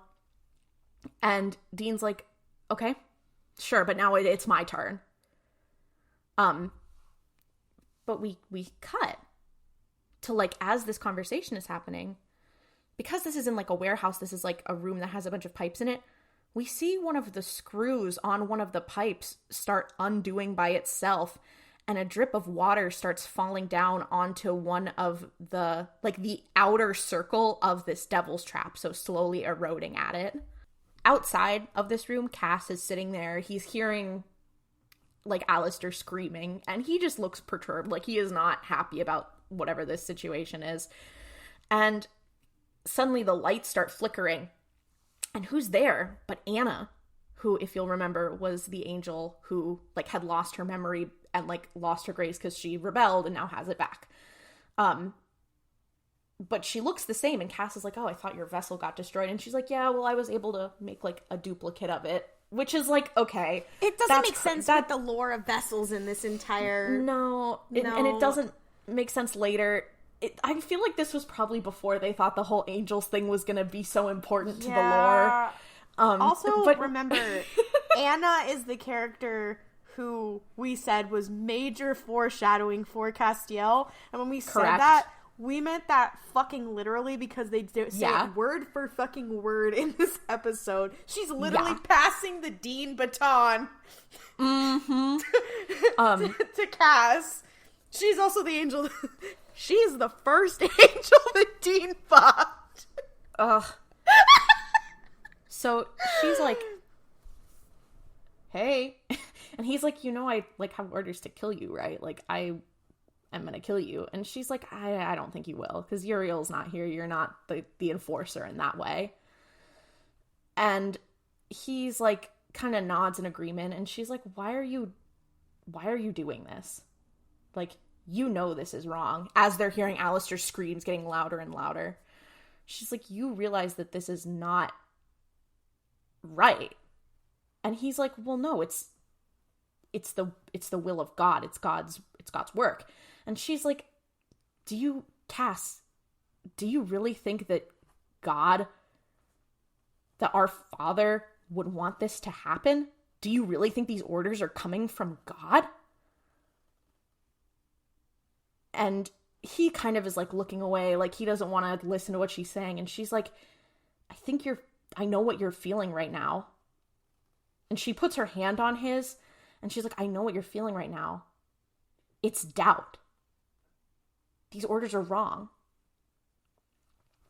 listen, and he's like, what would you, like, what would you have me do? And she's like, we can do this together and fight back.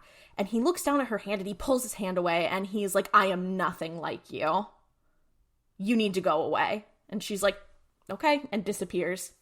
And I'm like, girl, I am nothing like you. Proceeds to be exactly like her, girl. Like, he's like, it's like looking in a mirror. Oh, so you're rebelling from heaven and you like Dean Winchester?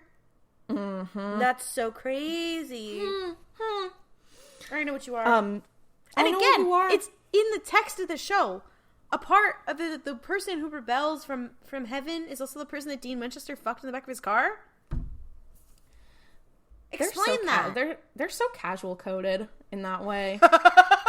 Was it casual?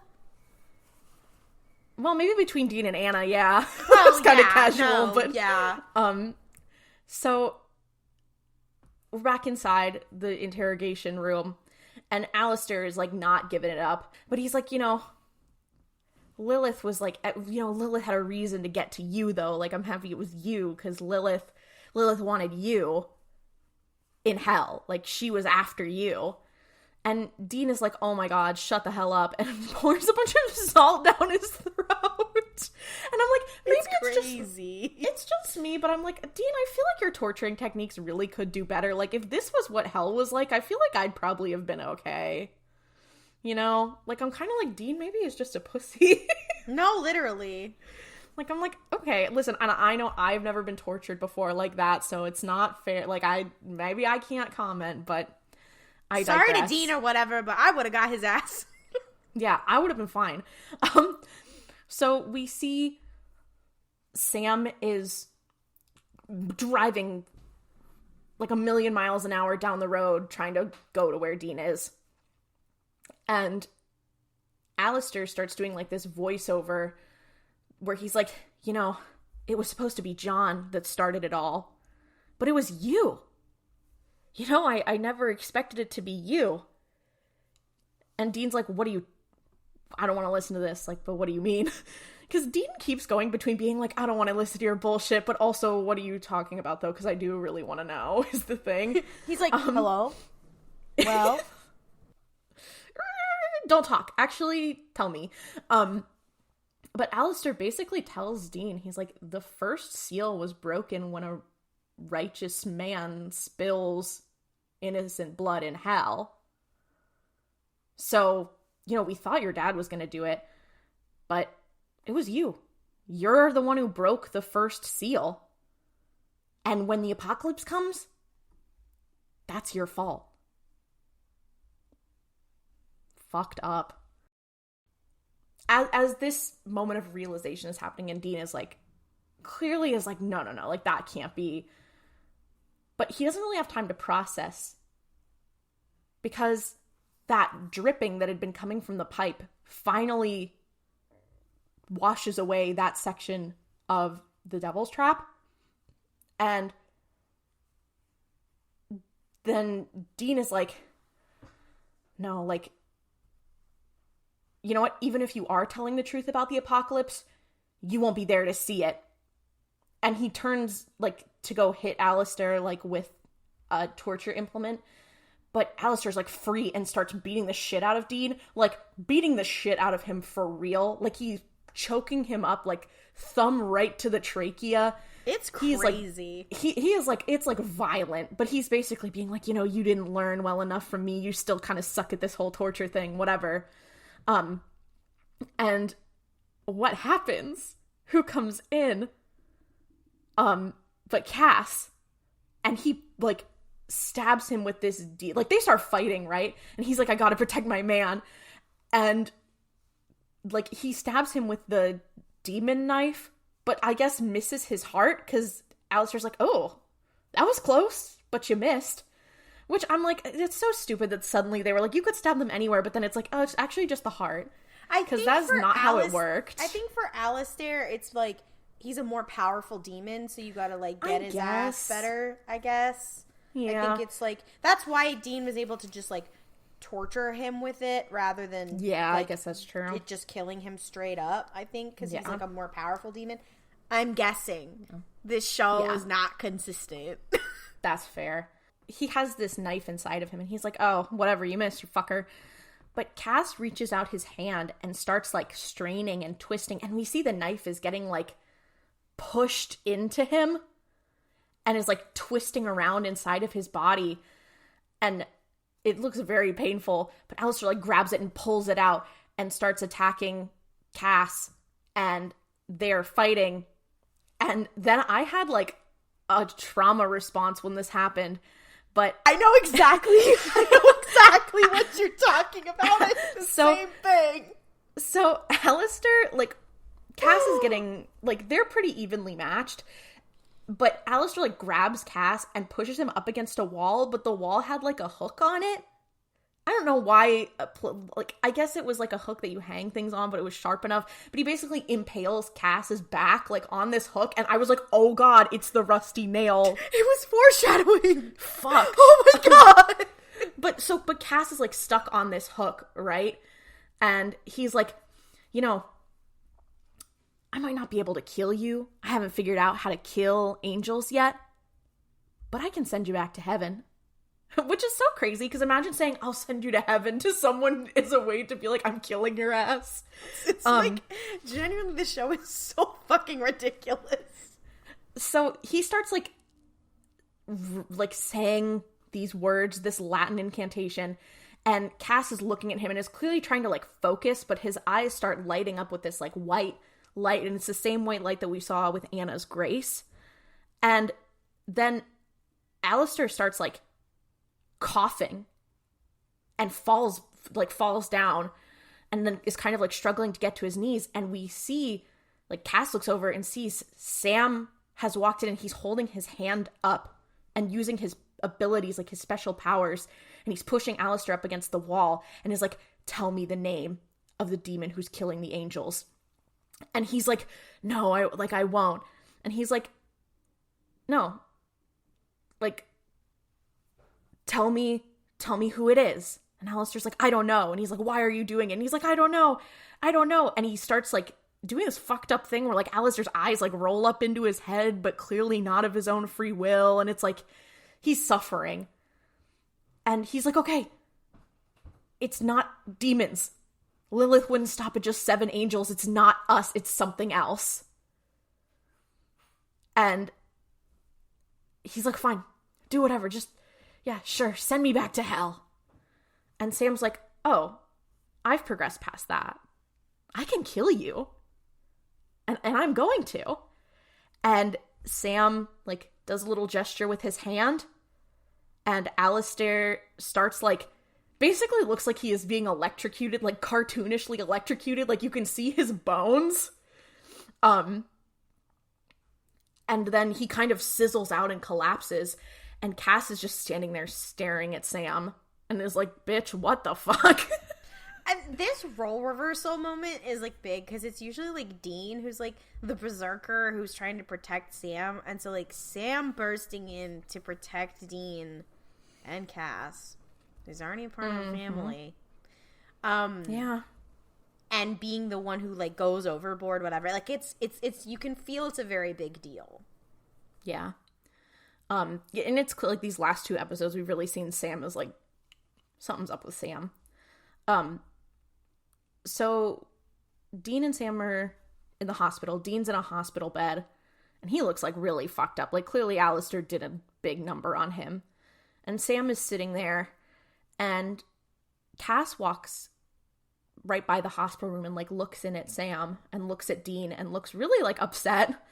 But Sam, like, rushes out to the hallway, and he's like, hey, like, what the fuck was that? Like, I thought you said that, like, you had him locked up. There's no way that should have happened. Like, what the fuck is wrong with you? That was so dangerous. And Cass is like, I'm really sorry. Like, he apologizes. Like, I'm so sorry. There's no way that could have broken. I set that up myself. I have no idea what happened. And Sam's like, well, you have your answer. The demons aren't the ones doing it. And Cass is like, but that's who else would be doing it? There's no one else that's powerful enough to do that. And Sam's like, well, I don't know, but he wasn't lying, and I know for sure. So you need to figure that out. And he walks back into the room. And Cass just has this look on his face. Like, we're getting, like, kicked puppy Cass, which is, I think, some of his peak moment. We're getting the most of Cass by himself, also. Like, this is all about him. Yeah. Oh, also, Sam is like, fucking heal him. Heal Dean right now. Yeah, he's like, you need to go in there and fix him. And he's like, I can't right now. And you're like, Castiel, do I have to kill you with hammers? No, it's so fucked. So, first of all, this next scene, we are at, like, sitting outside at, like, on, like, a park bench. It's snowy, it's cold. Cass is sitting with Uriel, and we gotta get Cass some chapstick, guys. It's so dark. He has maybe the most chapped lips I've ever seen.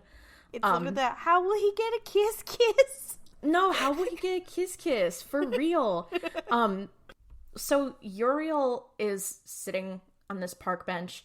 Cass, like, appears and sits down next to him. And Uriel's like, I've received a revelation from our superiors. They're telling us to stop hunting the demons that are coming after our garrison. Something is wrong in heaven. Like, who is issuing these orders? Like, something is not right. And Castiel is like, well, maybe, like, could God be, like, doing some sort of punishment? Is this some sort of, like, something wrong? Like, did we do something? And Uriel is like, Castiel, like, you feel this. Like, something's in the air. Something is shifting. Something's not right. Are you with me? And Cass is basically like, oh, I mean, yeah, like, we gotta figure out what's going on. So Uriel, this was also a scene where I was like, Uriel actually felt like a real person and not just, like, a generic antagonist. Yeah. So I was also, like, it sucks because, like, this is where you finally start to be like, okay, Uriel is, like, interesting and not just here to be a heel. And Uriel also says, he's like, well, I'm gonna go. I'm not gonna wait for them to kill me. Like, I'm gonna figure it out. And you're like, oh, okay, damn, all right. Yeah. So we cut, I don't think it's, like, that same park, but it is, like, an outdoor area. It's late at night. Cass is standing underneath a light post. And he's like, Anna, like, I'm ready to talk. And she shows up and she's like, so are you going to kill me this time? Or have you decided that's what you're going to do? And Cass is like, no. I'm confused. And I'm feeling doubt for the first time in my life. And I don't know what to do. I think I'm considering disobedience.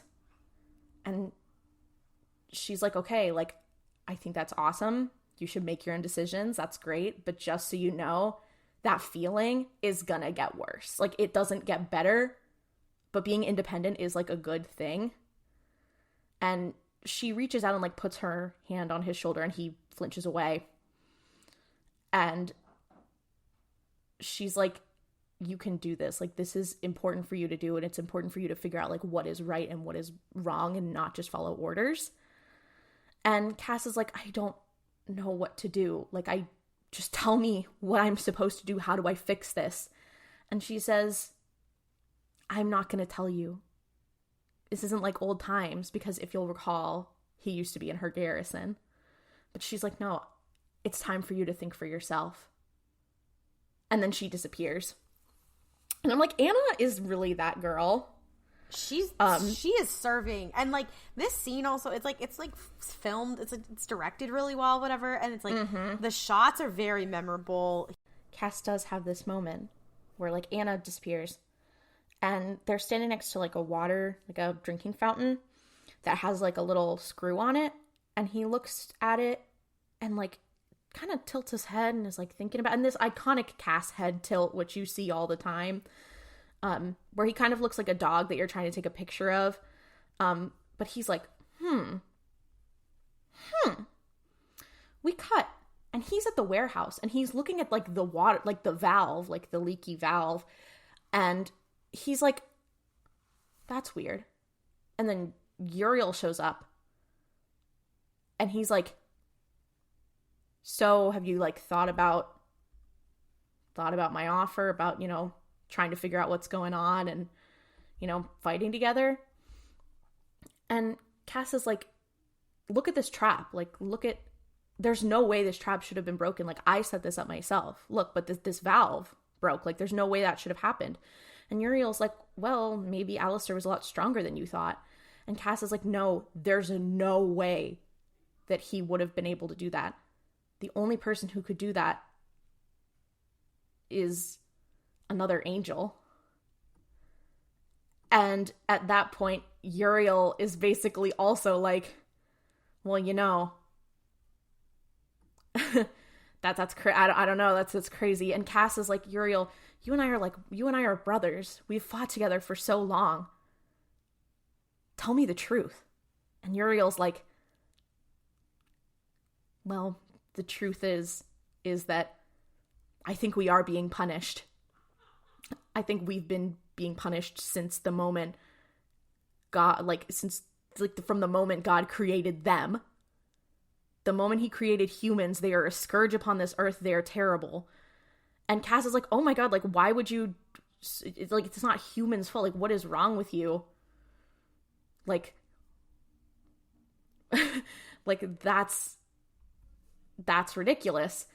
But he's like, you know, the only thing that can kill an angel is another angel. And Uriel makes this angel blade, which is what we'll come to know them to be called. But it's like a little sword. It comes out of his sleeve. And he's like, well, you know, the plan was for Alistair to escape. And basically, Uriel used his ability to break that trap. But he's like, he was going to kill Dean and get out. Because that interrupts, like, the grand plan. The grand plan being Dean as the vessel for Michael. Yeah. Michael, because this whole thing is about how only an angel can kill an angel, because Michael would probably be the only one who could kill Lucifer. And Uriel is like, and let's raise Lucifer. Yeah. Well, yeah, you're spoiling it. Sorry!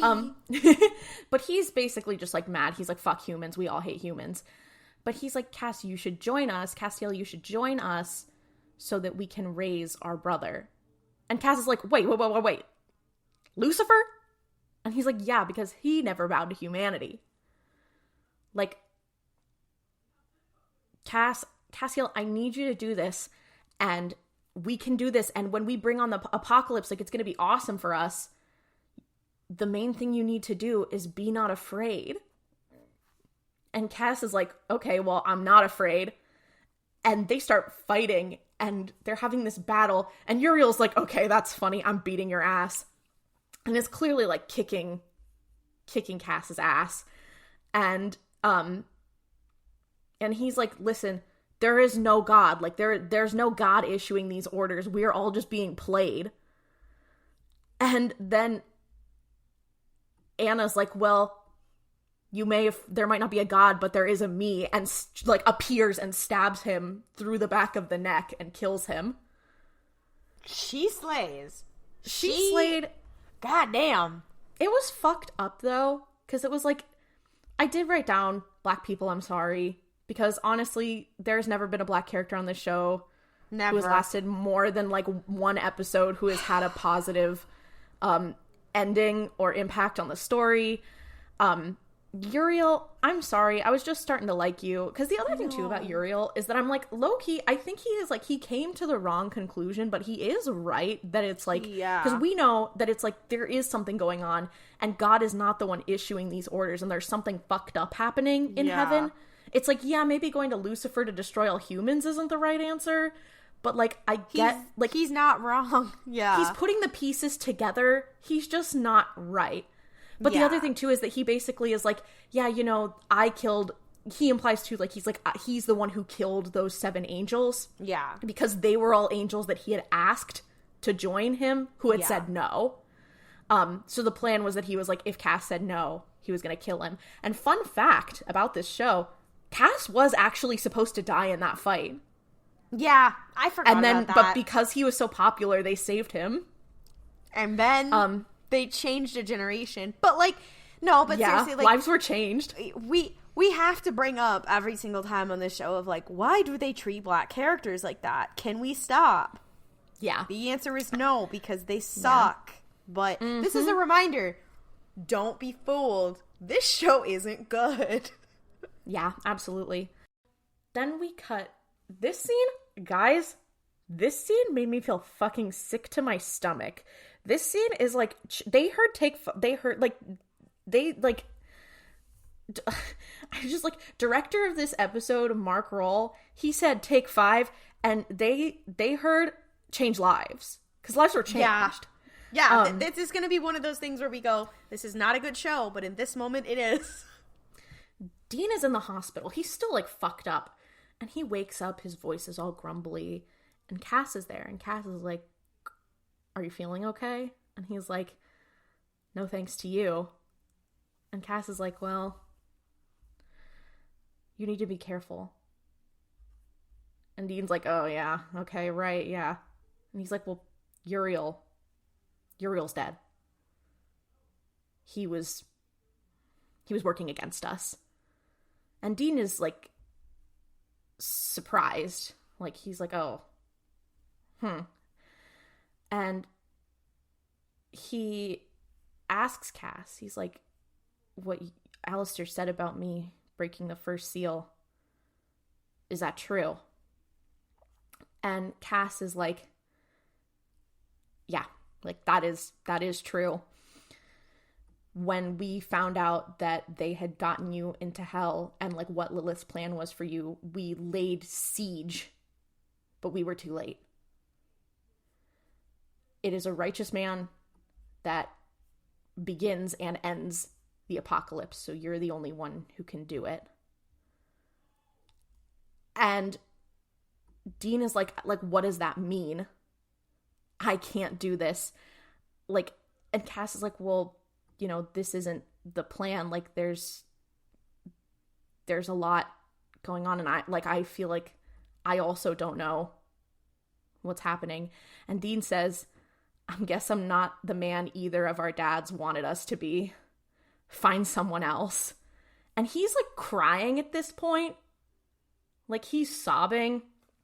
And it's like, he is, like, breaking down, being like, I'm not worthy of this. I've done bad things. I cannot stop this apocalypse. I brought it on. It's my fault. And Cass is just sitting there and like sitting with him, listening. And I'm like, we never see Dean break down in front of anybody. Like, we never see him break down like Sam. this. That isn't, and even then, he's not breaking down like this in front of Sam. I'm like, this is... Yeah. It takes months of wheedling to get to that point with Sam. He's just, like, so vulnerable and so, like, open, and it's like, girl, I can't do this. And then the episode fucking ends. Yeah. Like, it's insane making. You're like, wait, what? Huh? Like... Oh. I just... Fuck. When I think about Destiel. No, I'm like, I don't even have anything to say because I just feel so sick. Like, what do I say about it? No, it was fucked up. He's like, I guess I'm not the man either of our dads wanted us to be. I'm like, Dean, your dad should, your dad, the fact that John Winchester didn't break, I'm like, because John Winchester was an empty husk. Like, fuck you. It's not because he's, like, some good, righteous man. No, because the whole thing is that it's like, oh, a righteous man must spill blood in hell. But I'm like, oh, John Winchester, so he's a righteous man. So he's allowed to abuse his kids and be just a god-awful person, and maybe then he can still be a righteous man. Maybe that's why they kept torturing him, and they kept wanting him to do it, and they were like, he's not doing it, and they're like, shit, it's not gonna work. Oh, it's because he's a shithead. Fuck! Yeah, damn it. No. Also, I'm like, this show cannot figure out what it wants John Winchester to be, honestly, because I feel like it keeps propping him up, like, it keeps propping him up to be, like, just a horrible, shitty man. But then whenever it comes to be, like, anything in the lore, it's like, oh, he is a righteous man, he's a good person who goes to heaven, he does all this good stuff. And it's like, well, no, and I mean, heaven. Maybe the whole point could be like, oh, well, he gave his life for his son in the end, and I'm like, okay, yeah, you can do that and still be an asshole. Yeah, and I guess it's giving Darth Vader in a way. It's not very righteous, but the point is that Dean is like, fuck me, I can't do this. Starts crying. Cass is there for him. I'm like, oh my god. It's it's happening. It's happening. The worms, they're taking over.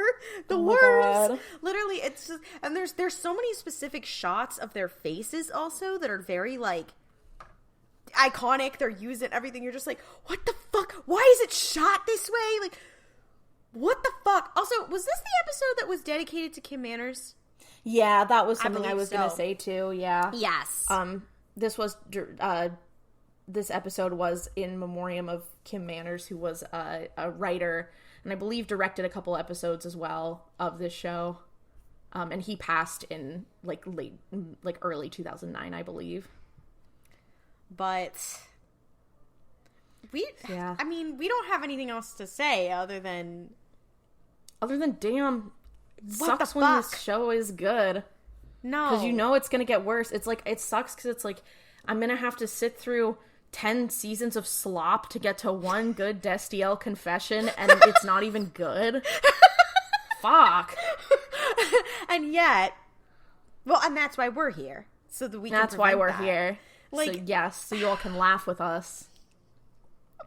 And Don't also, be tricked by our reactions. It's not good. It's not. It's not a good feeling. It's like, no, it feels bad. That's the thing. I feel like this is also, it's such like a Pyrrhic victory where I'm like, we're going out in style, but it's like, oh, this is a win, but it's not, because it's like it's a terrible ending. it's like eating like fun dip. Like, it's fun, but you feel like shit while you're doing. You're like, That is something that it's like you were 25 plus saying that. It's like, no, something I didn't like relate it to, when I but- was a kid. I love that. No, it is. It's like, oh my god, I'm having so much fun, and then you're like, oh no, I'm not. Never mind. Something that would never happen with Jujutsu Kaisen. Well, We'll well, We'll see. wow. We'd like to thank you for listening, especially to when we beat each other over the head with a surprise. If you'd like more cursed supernatural content, you can follow us on social media at Mystery Spotcast on Twitter, Instagram, TikTok, Tumblr. You can also ask us cursed supernatural questions in our Tumblr Ask box or by emailing us at themysteryspotcast@gmail.com. As a quick reminder, we are trying to raise money for a family to escape Gaza. We have the GoFundMe link in our show notes. We're trying to get them to at least 10K. And it would be great if you could help us out. We're trying to do that through this show and also through Brew Palps. And if you enjoy listening to us suffer, you can rate the show, leave us a review on Apple Podcasts, Spotify, leave a comment on our YouTube channel. That also helps. And tell a friend about the show. Prevent them from listening to Supernatural. That would be really great. Now that we've reached season 4 and we are discussing Destiel all the time, we do backslide sometimes. We do want fics. So if you ever have a Destiel fic that you want to recommend to us, we have a form. It's always in our show notes. We may or may not talk about the fics. They're just for us to read. Just for us, for fun. If you want to hear more from us, we are 2 of the co-hosts of Brew Palps Pod Race, a queer Star Wars podcast. We've been covering The Acolyte. It's very fun. And we'll see you 2 Tuesdays from now for more slaying people, queer baiting things, the supernatural business.